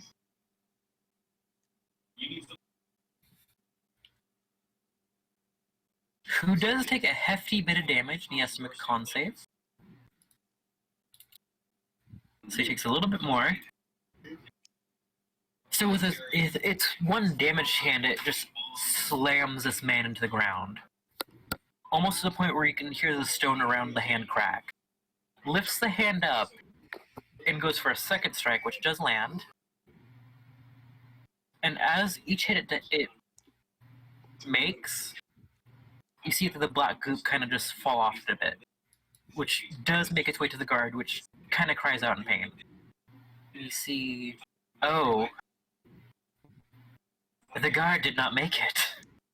Oof. By 1 health. Oof. So He has been simulated. I was he has. The creature planning on the creature throwing does him- regain health. I was planning on throwing him a healing word. Damn it. No.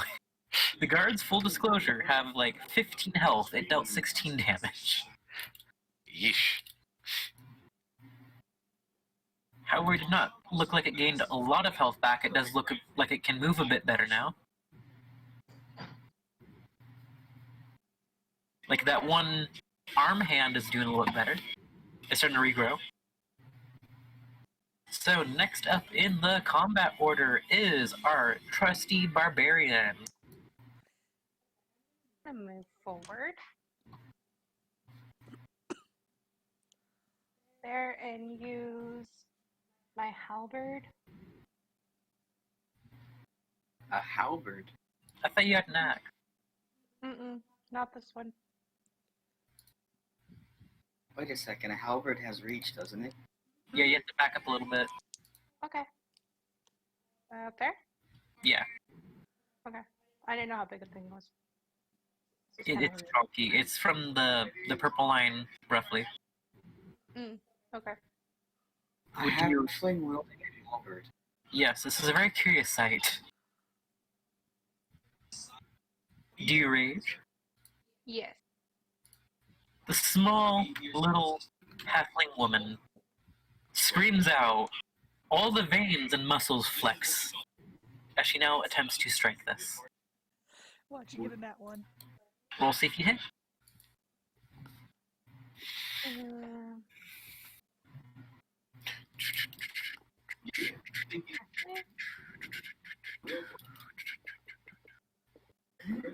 Yep, you hit. Ooh. Roll damage, and don't forget to add your strength and your rage bonus. Okay. Ooh. Then it's plus 3 and then plus 2, so put another plus 5, so 15 total. How do you want to do this? You wasted this fucking thing. I don't know, make it inventive. So the small, tiny, infant-sized person screams at it, charges it, and like a very elegant Olympic athlete, vaults itself upwards and goes for its head. Did she add her strength mod to the damage? Yeah, Okay. Discord And- decided to crap out on me. and you lop off its head. The creature falls I had to to the go. ground, and she stumbles onto the other side, next to what I believe is Muiri. Oof. So that thing's gone. What about the other ones? That thing wasted them. It was Oh. it literally killed the others who would have a better chance to get food. Ah.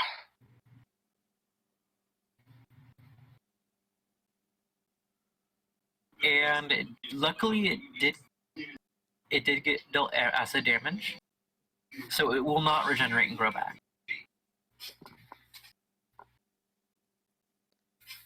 And the guards look relieved. Before it took the acid, it also took fire. So Yeah, no, it's It's slowly turning into a pile. The goop is inert. It does not trail or come towards anyone. Well, that's just gross. So at this moment, you do notice that they're not very interested. You do see some passing things of those creatures here and there. Do. Where is my thing? Where is my thing? Snap to corner. So you see them walk like around here, then go over here out of sight. And as your eyes follow their movement to where you can't see them, like right around there, and you look over there. The dragon still roaring, but you see two figures up in the air. One of pure light with 6 wings, and one that is fighting with black flame. They fight with a very odd style, one with grace and poise, and the other with primal savagery. The dragon does get a few swipes in, however, they're undaunted, and they do manage to fell the beast. Unintended. And as that beast dies, a lot of the other creatures that were roaming around immediately begin to lose interest, and the only ones that you saw cross past are now walking that way. They're walking away. They do not want to deal with that. They don't want any part of it. They have now learned that it's going to be damn near impossible to get food.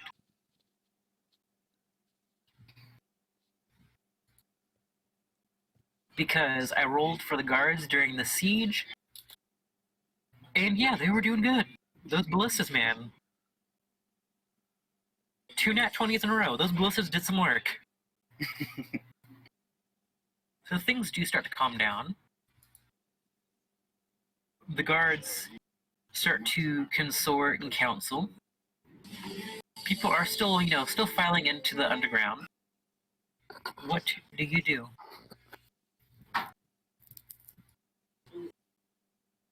So this gate has more or less been secured. Yes.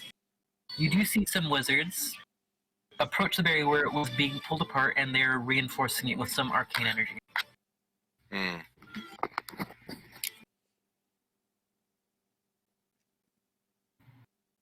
I'm gonna go look for my friend. Because that just re-entered my mind. Jacob? Yes! What is this, Gimp? So, roll perception.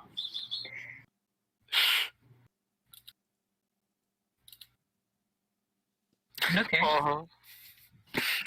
So, you go, if I can find my select tool, Oh, hi, Sleepyhead. You just and you go over there towards the coal pile, Mhm. look around, and if I can find it, you turn around to face the coal pile. You see an arm underneath it.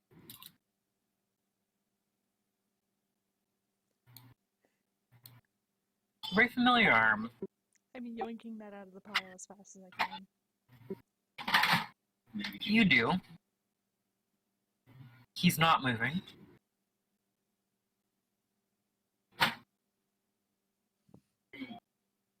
If you would like, you can roll medicine. Probably gonna Does do that.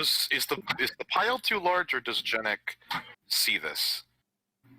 If you're standing up against it, you do see this. Oh. Oh no. Okay, so you look down at him and you just see a motionless body of your friend covered in coal. What? So Jenek has like kind of jogged up. What If you would happened? so you jogged up. You see her pulling this very lithe figure out of the coal pile. He is inert and not moving. You can roll medicine real quick if you'd like, to ascertain the nature of his injury, if any. Okay. Medicine. She is Nobody knows shaking. anything. So, is there, like, panic coming from here? Oh yes, very much visibly, especially from our pink friend. I rush over. She's slapping No. him. I'm gonna go ahead and cast Healing Word. Okay, so you do. The incantation goes through. However, as soon as the spell hits him, there is no wound to heal. He's Oh. perfectly okay. Do I see the hand? Yes. Oh god, my nephew's toy went off. That scared the crap out of me. I'm gonna try a medicine roll. Is that okay? Yep. Can I attempt to slap him awake too? Can I just He's faking take it. off He's my playing dead. glasses and his nose? After like checking him, I just look up like deadpan, and then just like I just shake my head, like unamused, and then I say just in Orcish, "He's playing dead." Her wisdom's an 8. She thinks she's dead. Okay. As far as Riley's concerned, he's passed on. Okay. Janek hears this and, very unamused, goes to light a piece of coal. Oh no. He skitters back up, and he's like, oh no, they learned how to use fire. Oh wait, you're not undead? You son of a bitch. I thought I was being dragged out to be eaten. Be quiet. I'm slapping him as hard as I can. Roll on attack. That's with a strength roll, right? Yep. He ducks out of the way. His antlers, which should be there, are not. You don't actually have a -2 because you're proficient with unarmed strikes. Everyone is. Are we? It would just be a straight roll. It would just be a 7. So, fun fact: even if you're playing as a character that doesn't do melee, you're always proficient with using your fists and legs and stuff. But either way, you would miss, and he does duck out of the way. Just this gif, or this video.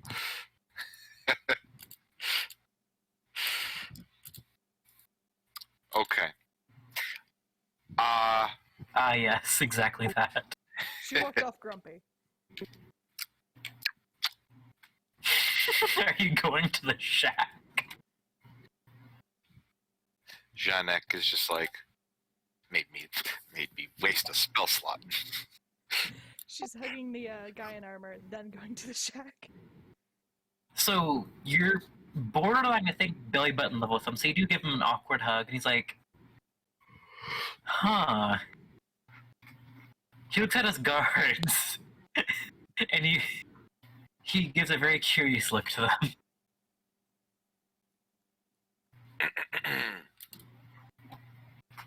So Murray, where are you heading to? Oh, You're heading to the shack. It's out of this gate too. I am packing my shit and leaving that shack. So what's this about a shack? Do you say anything as you pass by? Just, I'm going home. Does anyone want to follow Muiri? Oh, I am. I suppose just to keep. The city was just attacked by a bunch of stuff in that direction. You notice that the large bulk of them did just straight up leave. You never know with stragglers, though. True. Yeah. However, you do notice that their actions are almost always uniform to some extent. I am gonna say Janek kind of starts to follow her. Okay, so you're going at a distance? Yeah, Are you trying to do so with stealth, or...? sure. Okay, roll. And this is when I get the nat one. Nope. Oh yeah, she doesn't see you at all. You, like, hug the shadows that are, like, touching the ground and just dirt between them. You're literally in their shadows. Pretty much. And they do not notice. Her wisdom Oh. score is low enough. She wouldn't notice anyway. Yeah, you're just in the halfling shadow. There's a 5'6" rat crawling on the ground behind you. And no one can see him. Not just you, no one. Even with your robes dressing more like a brown, they still can't see you. So, everyone follows Mui, this bright pink and silver tiefling. Not hard to miss even in the darkness. To a very ragtag shack. It looks like a bunch of wooden boards that were haphazardly nailed together to make some semblance of a cube. It is a 15 by 15 cube. At the very opposite side of the cube, though, there is a very nicely made fireplace, which is very jarring given the imagery of this ramshackle shack. I need to multi-class into rogue. Get that expertise in stealth. Yeah. Oh, that'd be so funny. And then you can sneak attack with magic stones. And Oh then my god, yes. and then as a druid, I wild shape into a rat.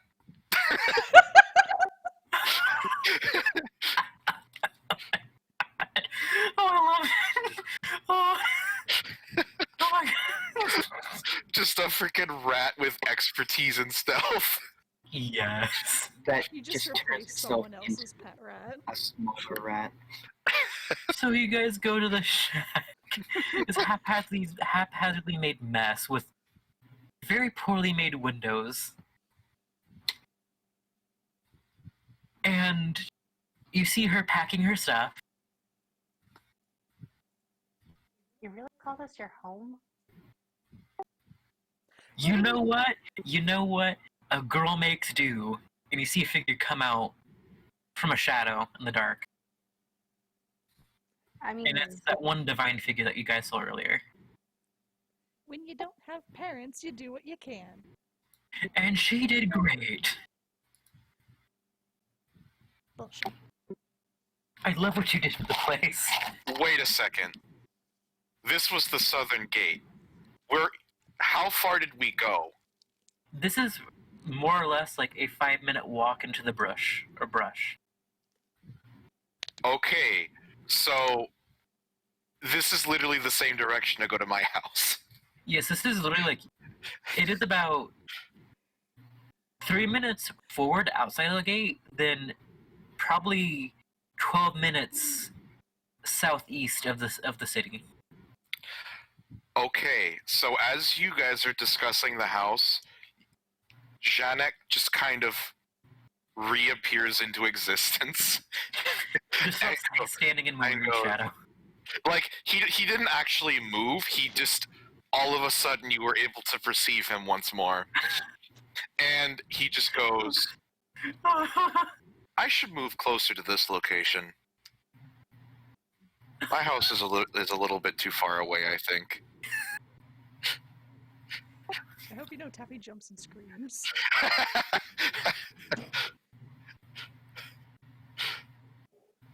It's like frickin' the Guardians of the Galaxy guy. Drax? It's like Drax. I've mastered the art of moving so slowly that no one can see me. That's your version of stealth. You just move at a really weird pace. You know, I just realized something. What? Jason does what I do in real life. So as the girlish scream fires off and echoes, you all kind of expectantly wait a creature to come out of the brush. Muiri, you go back to packing after being startled, only to be startled once again by a very short elf woman in black armor. Yes, yes. Everyone, come into my house. I'm Don't shooting mind if I grand. do, lass. Says it's a very. 20 more people. Someone's already on Jacob's bed. It's a very, very stout dwarf man, twiddling what seems to be a dagger. Are you his new boyfriend or something? And both the black armored woman and the very chiseled man just turn and just give this look like, really? I assume a very offensive stance. Instead of the rapier, he pulls out a whole bow from his toga, Don't know where he kept it, but he kept it there. He then draws the bow back to where a arrow of light apparates, and the woman once again reignites her sword. Oh, come now, come now. It's not time just yet, remember? We do have to abide by the laws. And they Can I- kind of grumble. Can I say that Janek tries to enter the building stealthily? Go for it, I'll allow it. I just want to see how far I can go with this. Me too, I'm kind of curious. 16. Let me pull up, Very sincere. let me pull up a god stat real quick. I don't remember how observant one of them is.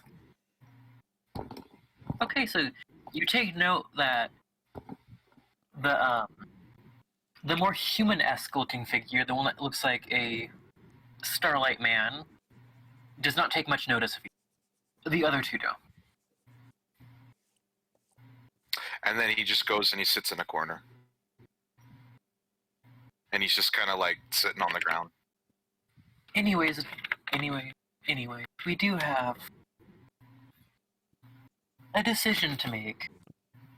You have a decision to make, says the armor-clad woman. It's their decision. And at this moment in time, the world around you becomes shrouded in mist. The very fabric of time and space coming to a halt. Reality itself cracking. If you ever played Life is Strange, it's one of those freeze frame moments. You see 3 strands before you, one attached to the dwarf figure, one attached to the much more hedonistic, and one attached to the stalwart warrior. Full disclosure. This is a time to deliberate and pick who you're going to side with. As this is a very important milestone decision. Do we have to vote to see who picks so that we all pick the same, or do we just pick whichever? So all of you do have to make a group decision. It can be in any style, shape, way, or form you choose or decide. Oh no, it's Fire Emblem Fates. Pretty much. It's more or less like you guys are able to free roam in the state, so you can look at these people, inspect them, try to roll insight, to get as much information as you can. And was one of them the one that I escorted? No, the person was a dwarven man. Oh, right. He has a very unkempt beard. He looks to be the oldest of the group. And you do see a scar around his neck.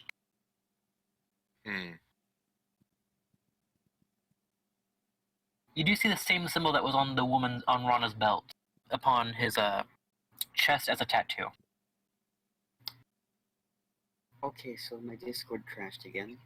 Oh god. Can you please repeat what you said for the past 30 seconds? Okay, so time froze, blah blah blah blah blah. He walked up a bit closer, and you can see a tattoo of an ever-swirling chaotic cloud on the dwarf's chest. He has a scar on his neck as well.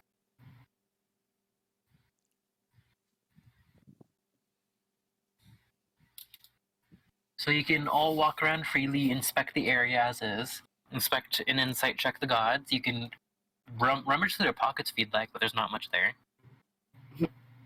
And you're supposed to decide which thread and path you're supposed to take. You can side with the stalwart warrior, the Starlight King, or this random dwarf figure that you have just been introduced to.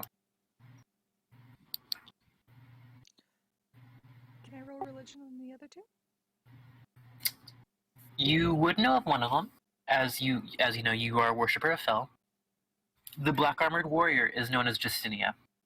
She is traditionally of an elven pantheon, however, due to some schisms within the High Elf clergy and the Moon Elf clergy, they have not taken to regarding her as a full elven deity, and she fell into the worship of the outside pantheon, which is usually regarded in... Yes, it is, Dwart. Yes, it is. The whole story behind it, too, and I can't wait for you guys to find it. And the outside pantheon is traditionally worshipped by half-blooded people, so that of Tiefling, Aasimar, half-orc, half-elf, dwelves, sometimes they exist. Fight me. I will die on this hill I made. They're wonderful. I love them to death. and any of the unloved kin. There are others in this pantheon, however, you're not very familiar with them. So you know of just any, you would have to roll religion on the dwarf figure. Okie dokie artichoke.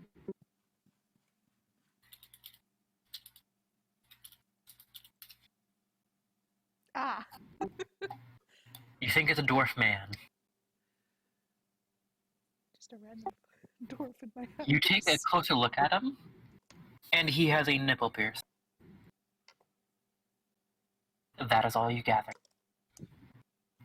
You kind of walk up to him and do that one Buzz Lightyear meme where it's like, ah yes, dwarf.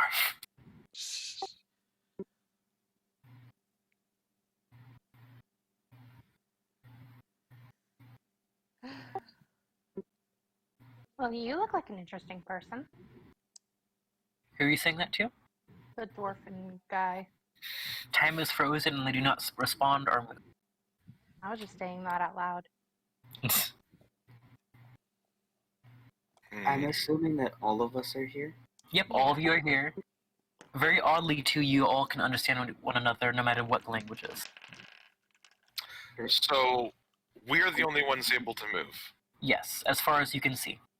Con permiso, but roll religion. Go ahead. Are you doing it on anyone in particular? Oh, Each of them. goddamn.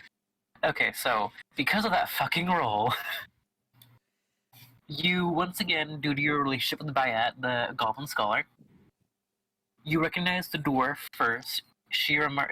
Once again, you remember words that echo what I assume were very related to you of the outside pantheon. This god was known as, let me pull it up, Indomitus, Lord of the Everlasting Storm. He was not regarded very positively, however, he was not downright evil. He more or less liked to fall into the simple pleasures of life, such as, drinking, etc. You do recall one myth between the aspect of your god, now that you think of it, as you more or less absent-mindedly paid attention, just happy that you had someone to talk to with Bayat. And it said that once him and Fel clashed so hard that both their bloods mixed together and created the first race of men. However, it is just a myth and legend that Bayat does not hold with much substance. So, I'm remembering out loud as that all the thoughts are coming to me. Is that okay? Yep. You would know that, from what Bayat said, he is, as far as you know, chaotic neutral with an alignment. He is known to be a tad bit self-centered, however, is not to the point where he is ignoring the needs of his followers. And you do not recall any tenets, any beliefs, nor have you encountered anyone that really worshipped him.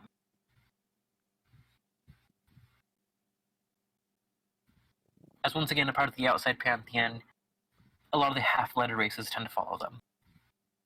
So, but may I go on to the next one and check them out too? Yep. Just is it going to be the star, who do you want it to be? Do you want to do Black Armor or the Starry Man? Starry Man. You walk up to them, this is one you already know the most about. And you try to recall back to you going to the library with Bayat, just having a good time, having someone to talk to you about, life outside of the city. And you can't really get much of a grasp on this one, other than what you already previously know. And now Dark Armor. Okay. Okay, you do get a bit of information. Bayat didn't really talk about this one. This one was more from what you read in a book that Bayat lent to you. And from what you recall, the order that she is the god of is, generally speaking, crusaders and very rarely healers. Her battle-ready followers usually are the first charged into battle, as previously stated. and usually will not stop battling until their last breath.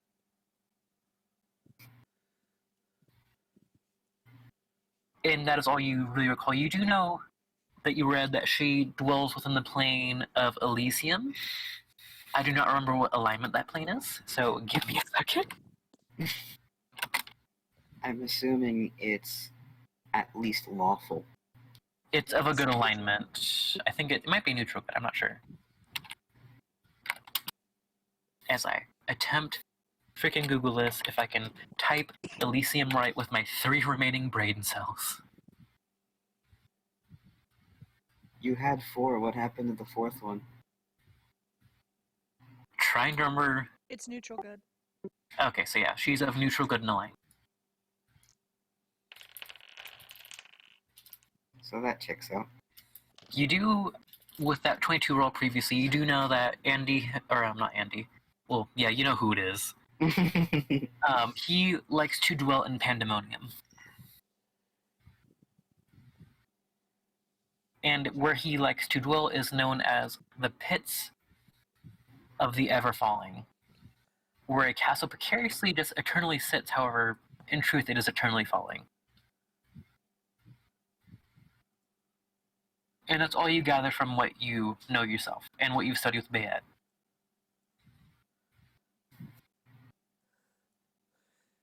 Oh, that's perfect for Jay.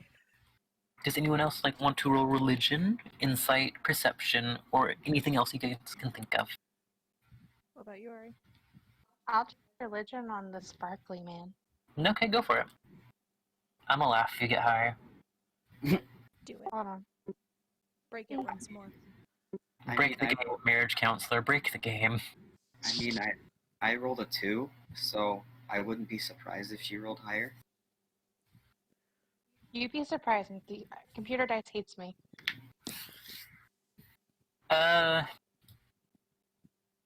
Being from the Orcish lands, you are not really accustomed to seeing divine symbols out in the public or being worn. It is more, hey, another ballista fired. It's more of a private little shrine in the house sort of thing. So you're very unfamiliar with the iconography that is on his dress. Ah, To you, he is a very pretty, bright man.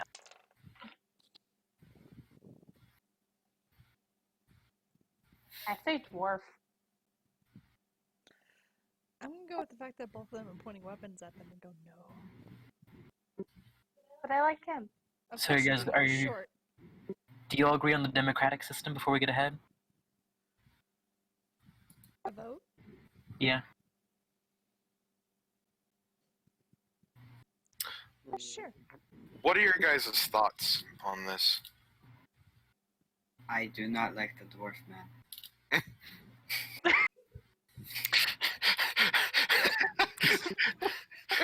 Wait a minute.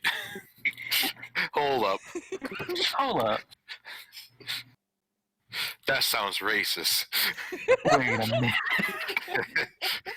I'm not very smart, but the god I worship is currently pointing a bow and arrow at him, so I'm gonna no. I am fucking dumb. So, the information that you could bring to the table about your god yourself. Yes. He is also chaotic and neutral in alignment. He favors very brash and bold acts. He dwells in the plane of limbo in the pleasure palace, as far as you know from the stories you've read. Oh god, he- what's it called? You don't know much of his tenets other than live life bold and truthful, but always have a little bit of fun. He takes offerings in the form of self-betterment. So if you would like to relay what you know yourself about the beliefs that you follow, you can do so. Oh yes, I am. She Okay, relays all so that stuff said to them. I said to her, my bad, can't talk. I say go sparkly man. You do know a little bit about Justinia as well. She is a very kind figure, however very harsh in her judgments. She does not condone any crime whatsoever and often favors death. Ah, She yes. is very intense, however, Very effective in certain situations. Crude, but effective.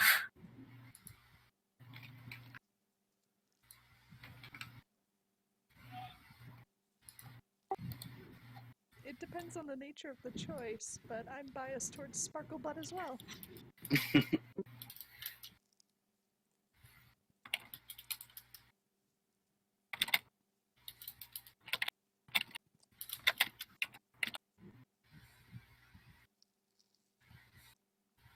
What are your two thoughts? Well,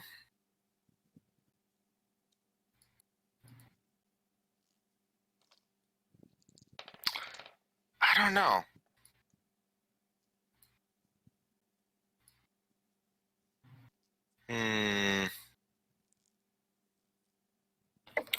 So it sounds like the dwarf is a no. um,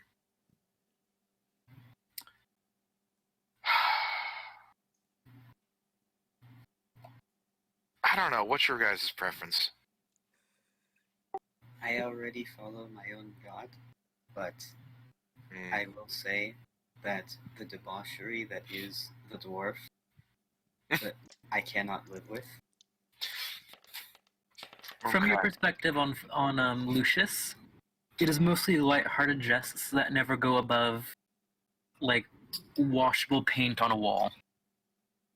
Hmm. Yes, but this one, I just get a feeling is different from Another that. ballista. So,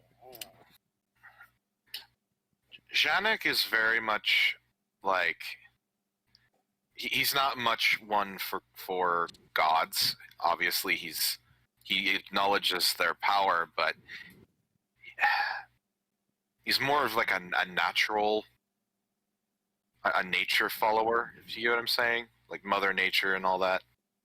Mm-hmm. I don't know. Because of your druidism, Hmm. I'll allow this, you can try to tune yourself to nature to see what it has to say in the scenario. Okay. And that will just be a straight d20 roll.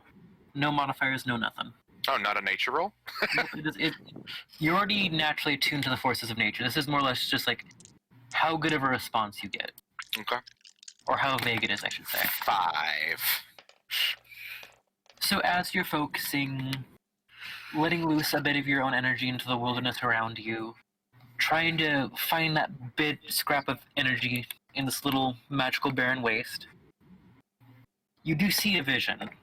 Hmm. A brief flash. You see stars fall in an attempt to block a wave. But as they fall and it hits the sand along the coast, the dust blows into the city, choking the townspeople. When that vision then flashes away, you get another. You see a man down on his luck, rifle through a noble's pocket to take a gold piece to feed his family, only to be taken in chains and thrown into a pit of black fire. From what you can actually roll a general wisdom check real quick to see how well you can gather the information from this. Because if you, okay, that's pretty okay. So after viewing this and getting the best that you could from it,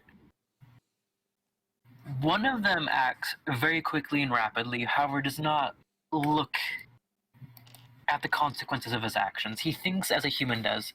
Water is flowing into my town, so I'll build a dam, but that water has to go somewhere, and it can hurt someone. The other one is the utmost upholder of the law. However, she will uphold it to the point where it is detrimental. They are gods with good intentions, but poor execution. I see what you're saying. You do then get one final vision, and all you see is an ever-swirling vortex of chaos. You see faces, shapes, animals, lights, sounds, just ever twirling, ever swirling, screams, whispers, echo and rattle through your head as you try to conceptualize it, but all you see is the utter embridlement of chaos and pain. And interpret that one as you wish. However, you do see, underneath that swirling vortex of vague shapes and odd gestures, there is but a scrap of something of light, but only drowned through the muck of something. I see. Okay. So, I have an idea, but I want to hear what your guys' thoughts are first. Oh, okay.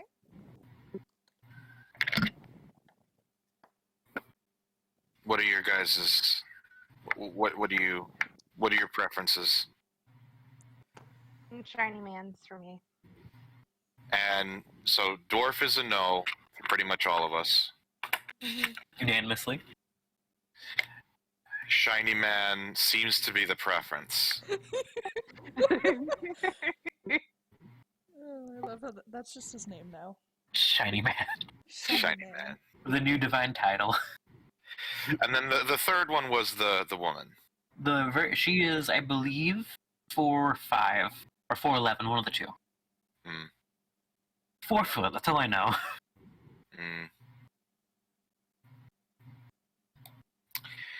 Yeah, I'm gonna side with them on this one. On the Shiny Man?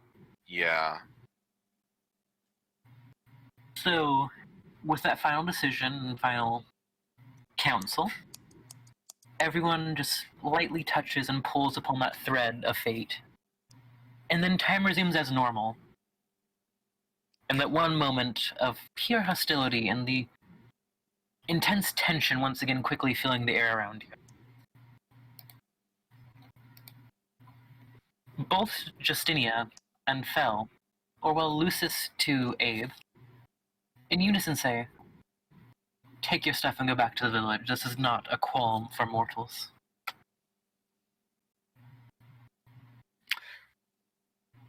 I don't know how to be told twice. Bye. Janek just kind of skedaddles. He skedaddles. Hold it back to pull up something real quick before Fel says something. Fel says, "Go find Yafir and the gaunt traveler rest. He'll tell you more." And are you guys with haste heading back to the town? Yeah. So as you vanish through trees, bush, thorns, sometimes and occasionally, all you hear is the clanging and intense clash of metal, the echoing bellow of thunder in the distance. Well, my house is gone. Could be, who knows? You never know.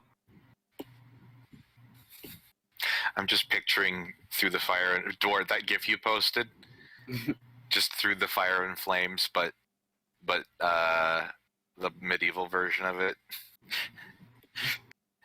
So, let's see. I don't want to duck behind a tree and watch. Abe, you would know where this particular inn is, as Bea has helped you get a discounted room there. Muir would know where it is for questionable reasons. I don't have to pay for rooms. You don't. I rolled right now. You don't. Man got a nat 1 on Christmas Eve. So you're all, since it is pretty much, I'm going to say 20-ish minute walk, but you're going hastily, so it's not long. You guys are a little bit out of breath, but not to the point where you'd have to roll a con save. And you're outside this very finely made building. It is very obviously elvish in design, with a lot of silver and almost mercury-esque shade trims of metal. It's very pagoda in style, with the pointed and sloped roofs that go upward a little bit. Which is very jarring to the rest of the aesthetic of the city. It looks like it was placed here to be an affront to the style. Good. And the door is slightly ajar, signifying that it is open. There is vacancy. So what do y'all lot to do?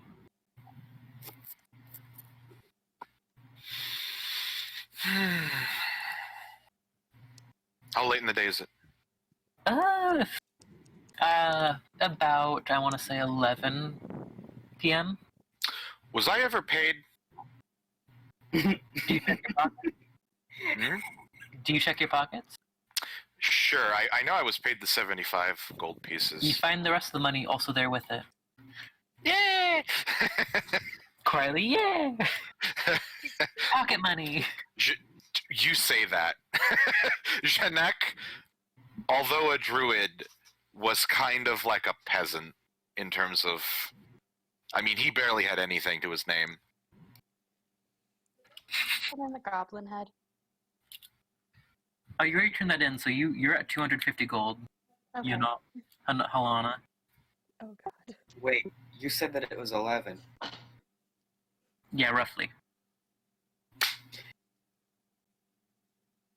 I go into one of my 5 prayers of the day. Okay.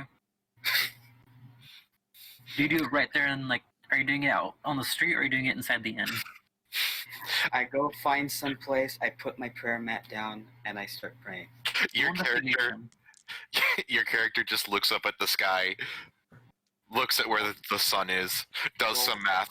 Oh shit! Investigation.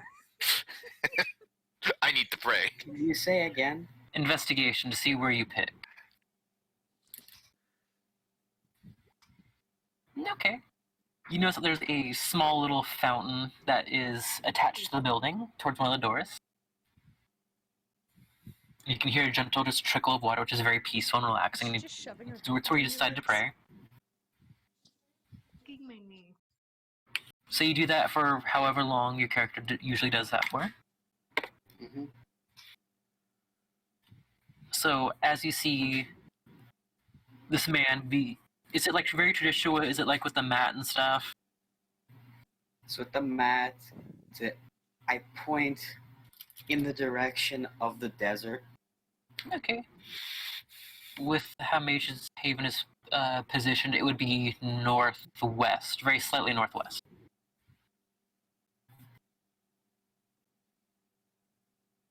Which is not hard to spot, as that is the straight pillar of light that goes upwards. And it's just slightly to your right. No, slightly to your left, I believe. Slightly to your left. And he begins. Okay. So what does everyone else do? As you stand outside an inn. So, I suppose we should go inside as he just kind of looks to the other members. So you want to go in the inn? Yes. So you guys enter. It is slowly turning back to normal as, from everyone's perspective around you, it has been several hours since the attack. From your own, but moments.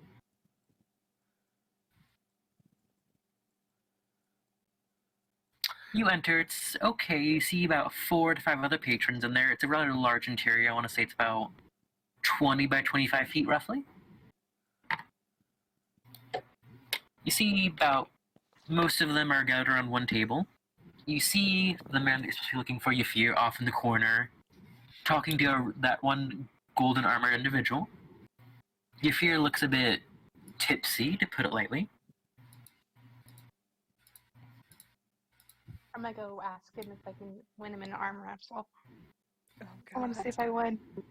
Which one are you asking? Whichever one was tipsy. Oh, Yafir. Oh, baby woman, it's you! Janak is looking kind of uncomfortable just because he's not used to social situations. So he's kind of he's gonna go over and try to get some food. Okay, so there is a elven woman there on duty, which is not the person that Muwiri would be know of that great. She is a Munaf, so she's very pale in complexion. It is a faint blue tinge with very dark hair. Her eyes are silver. If you ever played Skyrim and the Dunmer eyes, how it is a completely solid red with a pupil, that is what's looking back at you. She's a high elf, so her forehead is a bit more prominent. And she only has 4 fingers. Otherwise, she is relatively human in appearance. And she looks like she's staring off into space, just rocking back and forth. Janek is gonna. Are there like what kind of stool? Is there like stools at the counter? Yeah, Do they spin? yes, I do. This is an elf Okay. establishment. Janek kind of gets up on the stool and is kind of like he's interested in the fact that the seats rotate, and he gets into one and he just kind of spins for a bit. He's like, So, upon one of your revolutions beginning to slow down as you lose momentum, before you pick it up again, you notice that the blink-faced elf blinks a little bit. One of the eyes turns to glance, and then she just gives a little chuckle.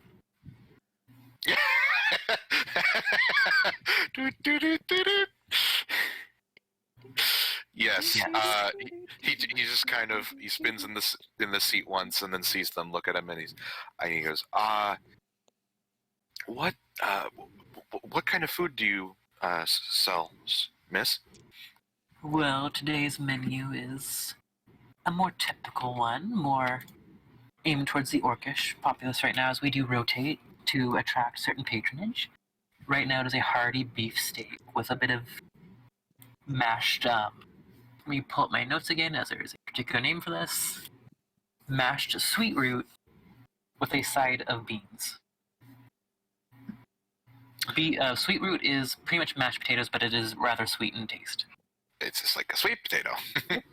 Except Okay. it is lightly red in color. It looks like someone put red dye in mashed potatoes. So like a sweet potato. No, it's less orange, more red. It literally I looks see, like someone I see. bled into a potato. It's like a bloody sweet potato, and not a bloody yam, rather. Yeah. So, he said, "Okay, sure, I'll have one of those. Do you happen to sell cheese?" Cheese. She taps her chin a bit, He's Remy. and you see her look behind the counter, and she says she does have some. However, it is just mozzarella. I'll take a side of that. Okay. That'll be. And she once again is asked, "Is it just for you, or are you buying for your friends?" Just for me. That'll only be 3 silver. Okay, and he takes out a gold piece because he only has gold. And she kind of looks astonished. She's like, "Oh, thank you," and goes with haste to get your meal prepared and ready. So back to Helena and Muri, who are assuming going to the table. Yeah. Mm-hmm. So as the large captain sees you approach, you see him reach into one of his pouches and produce a small pouch. This is for earlier. And it's a small pouch containing about 50 gold. He says it's for both of you, or well, all of you. It will get split.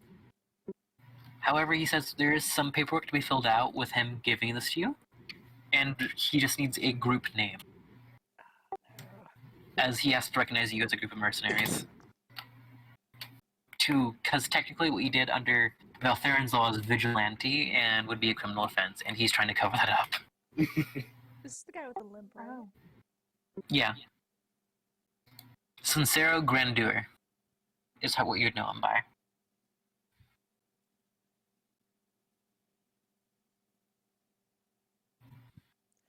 Well, I'm glad to see I wasn't executed by your husband this time. He's a lot happier considering that you stopped a giant beast from going in my general direction. Not like I can't handle myself. True. I can magically give myself knowledge of any tool. And he worries about me nonstop. Cloistered up into his tower, towering above all else, thinking he's hot shit and drinking tea that makes him painfully blissful. You could take it away. Oh, I did. And he's not gonna be happy later. Off in the distance. That bitch! That giant fucking shark man! Where is he? Where is my bastard man of a husband? He just send he just sends people out to go find him. Actually, roll for something. A big fat It, fucking hell. you know it might be. I want it to be so bad. Oh, you bastards got 100%. It's the fat owl. Yes. Yeah. You just hear me. So, Abe would see this horrible monstrosity to mankind first. Oh, it's been years since I've got to roleplay this creature. No, it hasn't. And it looks like this bloated mass of feathers. And it just immediately slaps the door. I actually finished Oh, my bad. prayers, so what? I'm just rolling up the prayer mat. You see a white mass of feathers just slap the door. Can I roll nature to see what the fuck this is? Yes, you may. Yes, you fucking may. This horrendous creature is affront to God. Taffy's gonna open it. So you get closer, and you just see the faint little slit where a beak should be on this very avian creature that's been twisted and bloated into whatever monstrosity this thing is now. Oh, you hear ooh as it hits the door. And you hear kind of like heavy metal grumble talk. Oh wait, I don't understand that. Can I roll religion? Yeah. This is Yeah. I'm gonna go near the door. Oh, it's fiendish in nature.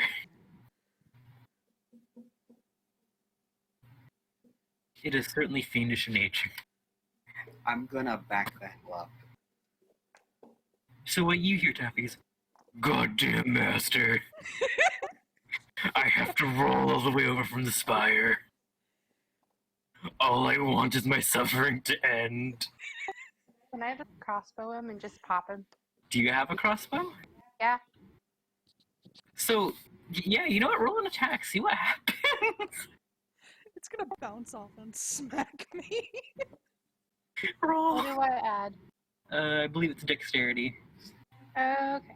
Are you proficient with crossbows? Simple weapons. Is it a light crossbow? Yeah.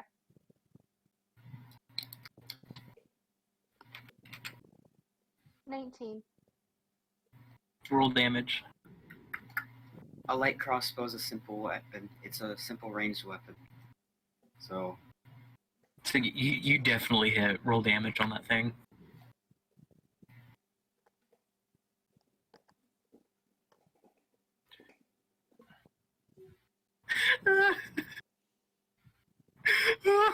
you add your dex to that.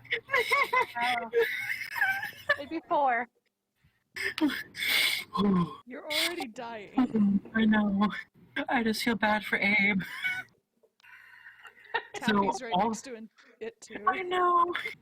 So this bolt just dashes between your legs, Murray. It barely misses your tail.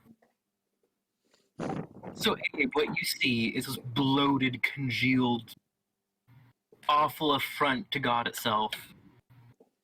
As a bolt touches it, and then it just bursts. Oh, God. Oh, And what spills out is this very putrid, fermented-smelling liquid. Does Mawiri see me from the doorway? Yes, she does. Okay. She just hears Meishido wa dara wa shiasu wa da. I don't know what that means, but I'm assuming it's what the fuck. That is actually how what my character's native language sounds like. And yeah. Oh my god. It's real, Oh, the session. I love it already. it's real we gotta- close to that. We got a disappearing rat, a traumatized foreigner, a baby barbarian, and a pink half-dragon-looking woman. Oh, this is beautiful. I have to. I'm fanning myself because I'm crying. Incorporeal rat. Yeah. Beautiful. It's Astounding. It's too bad that you wait a second. When you get high enough level to take pass without a trace, Oh no! I rolled a 40 in stealth. You did a what? I can hide from the gods. Goodbye. Oh. Okay, hold on. How do you take a breath? I'm dizzy. That's only a second level spell. I also have good news. What? oh, and then you get a cloak of elven kind and boost of elven kind.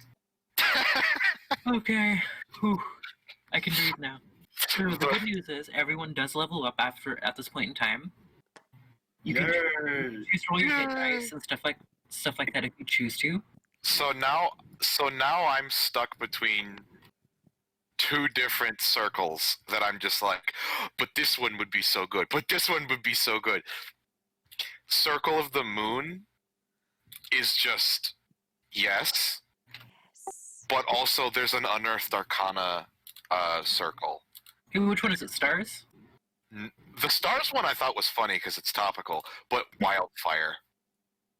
Ooh, let me just read that up, and I Hold on, I'll post a link to it. because Con. depending if it's pretty crazy, I might say but if not, I'll be like, I don't think it's crazy. It's just interesting. It's really interesting because it's like instead you know of what? Because of the summoning nature, but I'm also pretty curious. So if you would like to, go for it. that's the thing though. I also really want to do the moon one. Damn it, Moon. Do you want to summon a flamboyant man, or do you want to turn into cute animals?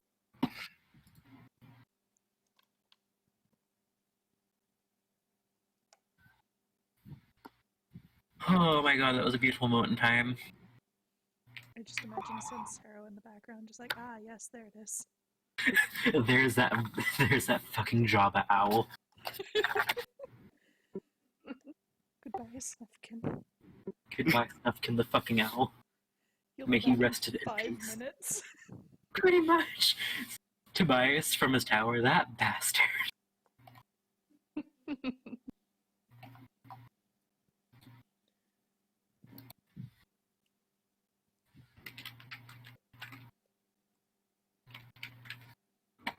But yeah, if you wish to decide later, that's perfectly fine. Oh, You okay there? yeah, that was just a beautiful moment because all poor Abe saw was this demonic speaking creature roll up to this door, looking like a fat, deflated, like whoopee cushion. Janek wild shapes into a wolf. Right now? No, just look at the freaking thing I posted. Woof woof, I am wolf. Gonna get the thing. Ah, yeah. Gonna get it good. Moon.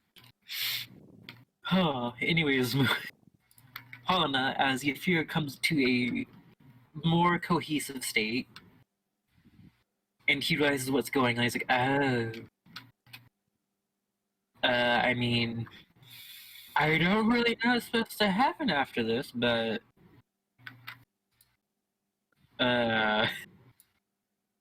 he sent me to find scholars and warriors of great talent that know much about the Halloween. Oh, how do we do HP? Just average? Oh, you can roll or do the average, but if you get a 1, you can re-roll if you'd like. Okay, I think I like average. I think I'm gonna just do average. Yeah, that's You fine. like being absolutely average. Yes. I have a token now. Pink Why square. is the wild shape thing so long? Wait, what? I'm looking in the player's handbook, and I was about to copy paste it into my character sheet, and I'm looking at it, and it's over half a page long. Yep. Druids, man, druids. Wild shape is yep. It's a hell of a drug. Mm-hmm. And then you do the moon circle, and it's like you just immediately get the ability to be a CR1. So, before I forget, Yashir just mentioned that he was looking for scholars and people who were knowledgeable about the subject. He says he can look in the Underdark, he can look towards the coast, and he can look towards the elven countries, and he'll do so at your request.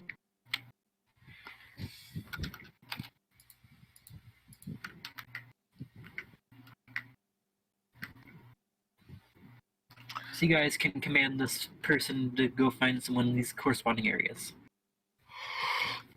Excuse me. Why not look in the Underdark? Okay. Let me roll something real quick.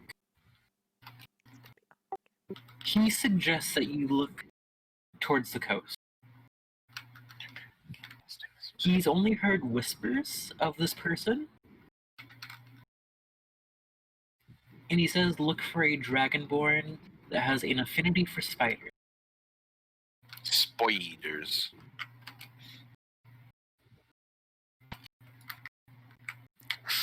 I'm gonna do the moon because I think it's gonna be funny.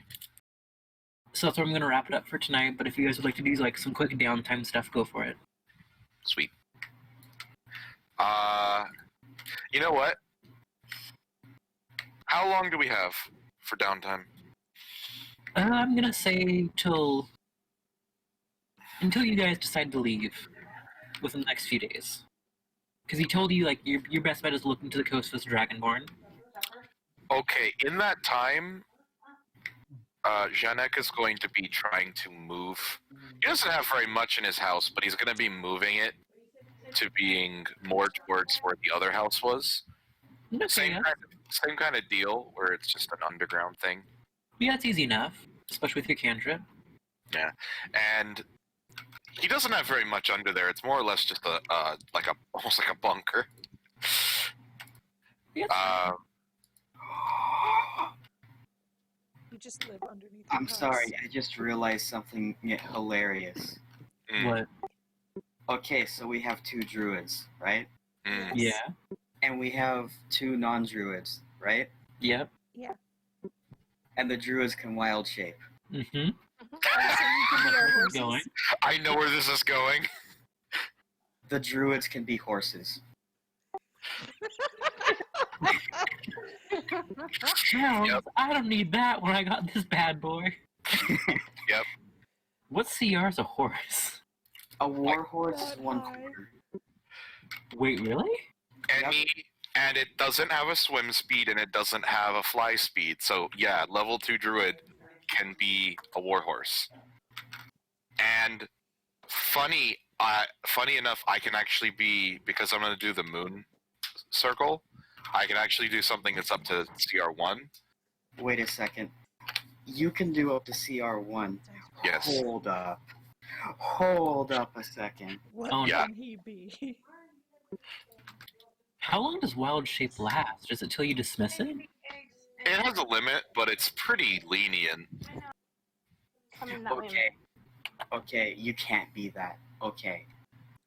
What were you Alright. thinking? For a second there, I thought you could just wild shape into an elephant. But you can't, because that's CR4. No, Soon, Not- though, not- soon. not for a while. Also, apparently the AC of an elephant isn't actually very good. At CR1, I can be a direwolf immediately. And when at a higher level, when I get the ability to turn into something with a flying speed, I can turn into a giant vulture. I mean, that's big enough for the halfling, at least. Brown bear. You can be a brown bear. Oh my god. You can also turn yourself into a giant spider, a lion, or a tiger. or a giant goat. But that's one half. Oh, It doesn't wait. say there's a limit on it. Wait, I didn't read far enough. There is.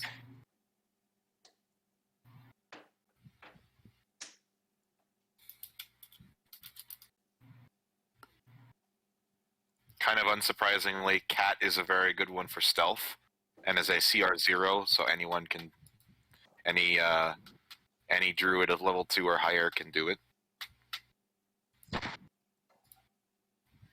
Number of hours equal to half your druid level, rounded down.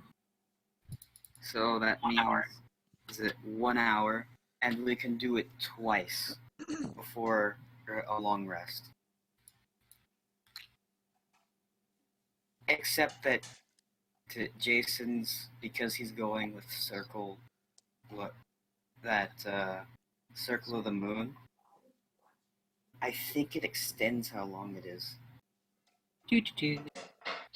Combat while trade, blah blah blah blah. Regain 1d. Okay, you build transfer from danger stance at level 2. You can blah blah blah blah blah. It doesn't say. It doesn't, but you can regain health in your freaking wild shape form by Nice. spending a spell slot, and it's like you're casting Cure Wounds on yourself. I love this party already. You don't need mounts. You just need the druids. Oh, it's beautiful. Apparently, Absolutely outstanding moves.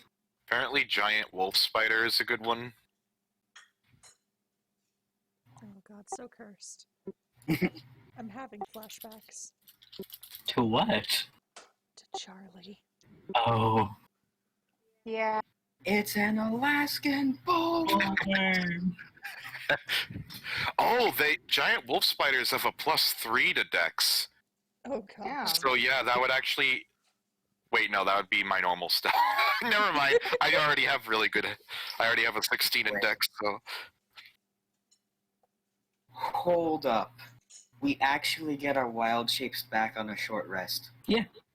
Yeah. That means that we can travel really freaking far if we just take short rests in between.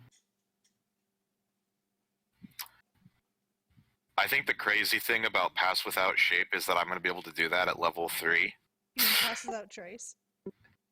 Pass It's going Without to be a little bit before you guys level up again.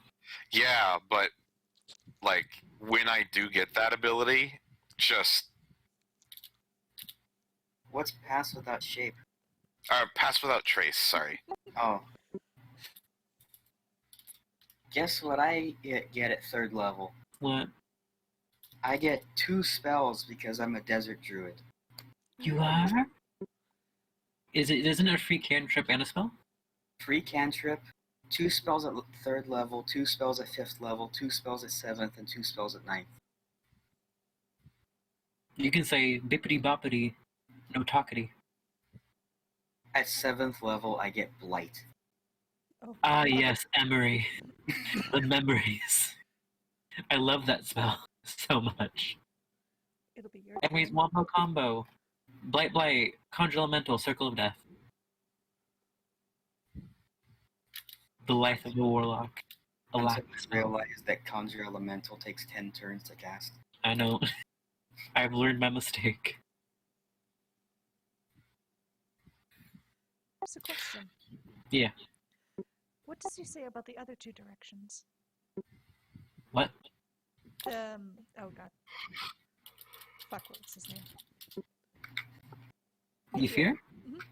Yes. So, you told him to go to the Underdark, which he is going to do in the morning. And he said that there was a scholar in one of the Elven lands, he did not remark where, before he left. And he said there was one towards the coast in, let me pull up town.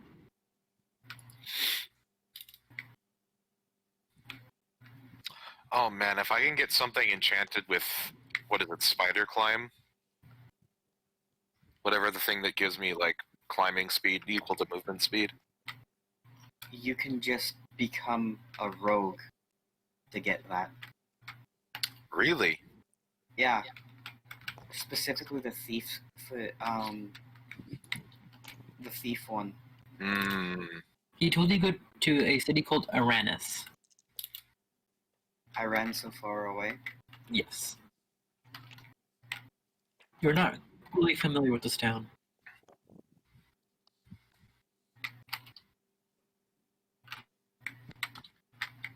It also gets a climbing speed. Sorcery points.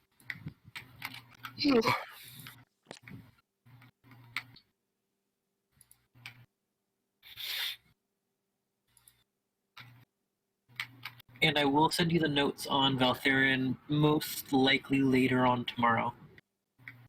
Before I forget to tell you. Oh, actually, I'm surprised at how relatively not that high level you have to be to get the ability to fly. It's only 8th level before you can do flying animals with wild shape. I think fly is a 2nd level spell. Or a 3rd level. I thought it was 3rd. Yeah, but at 8th level,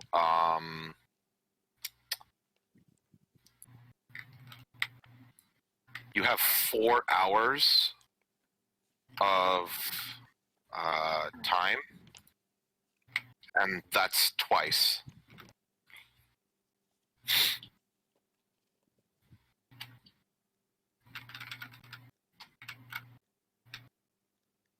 Where is it?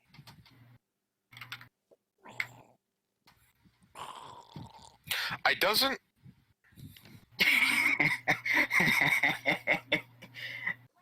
It doesn't look like I have any more time than normal with the wild shape because of Circle of the Moon.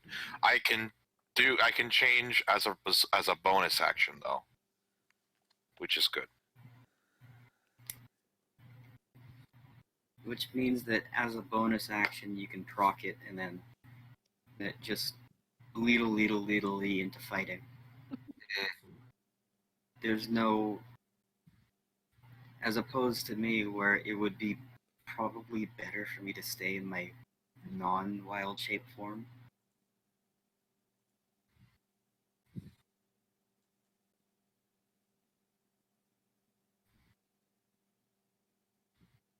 Well, the only good thing about wild shape for you that's still good is you still get the bonus to HP.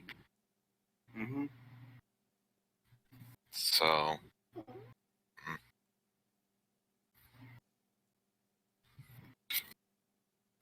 It definitely looks to me like Direwolf is a really good one for me to turn into.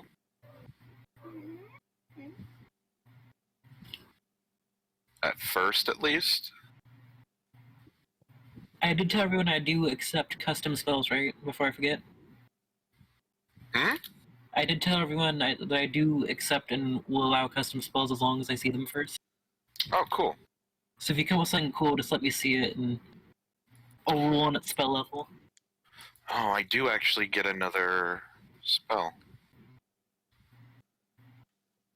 But anyways, I do have to get off right now because I do work in the morning.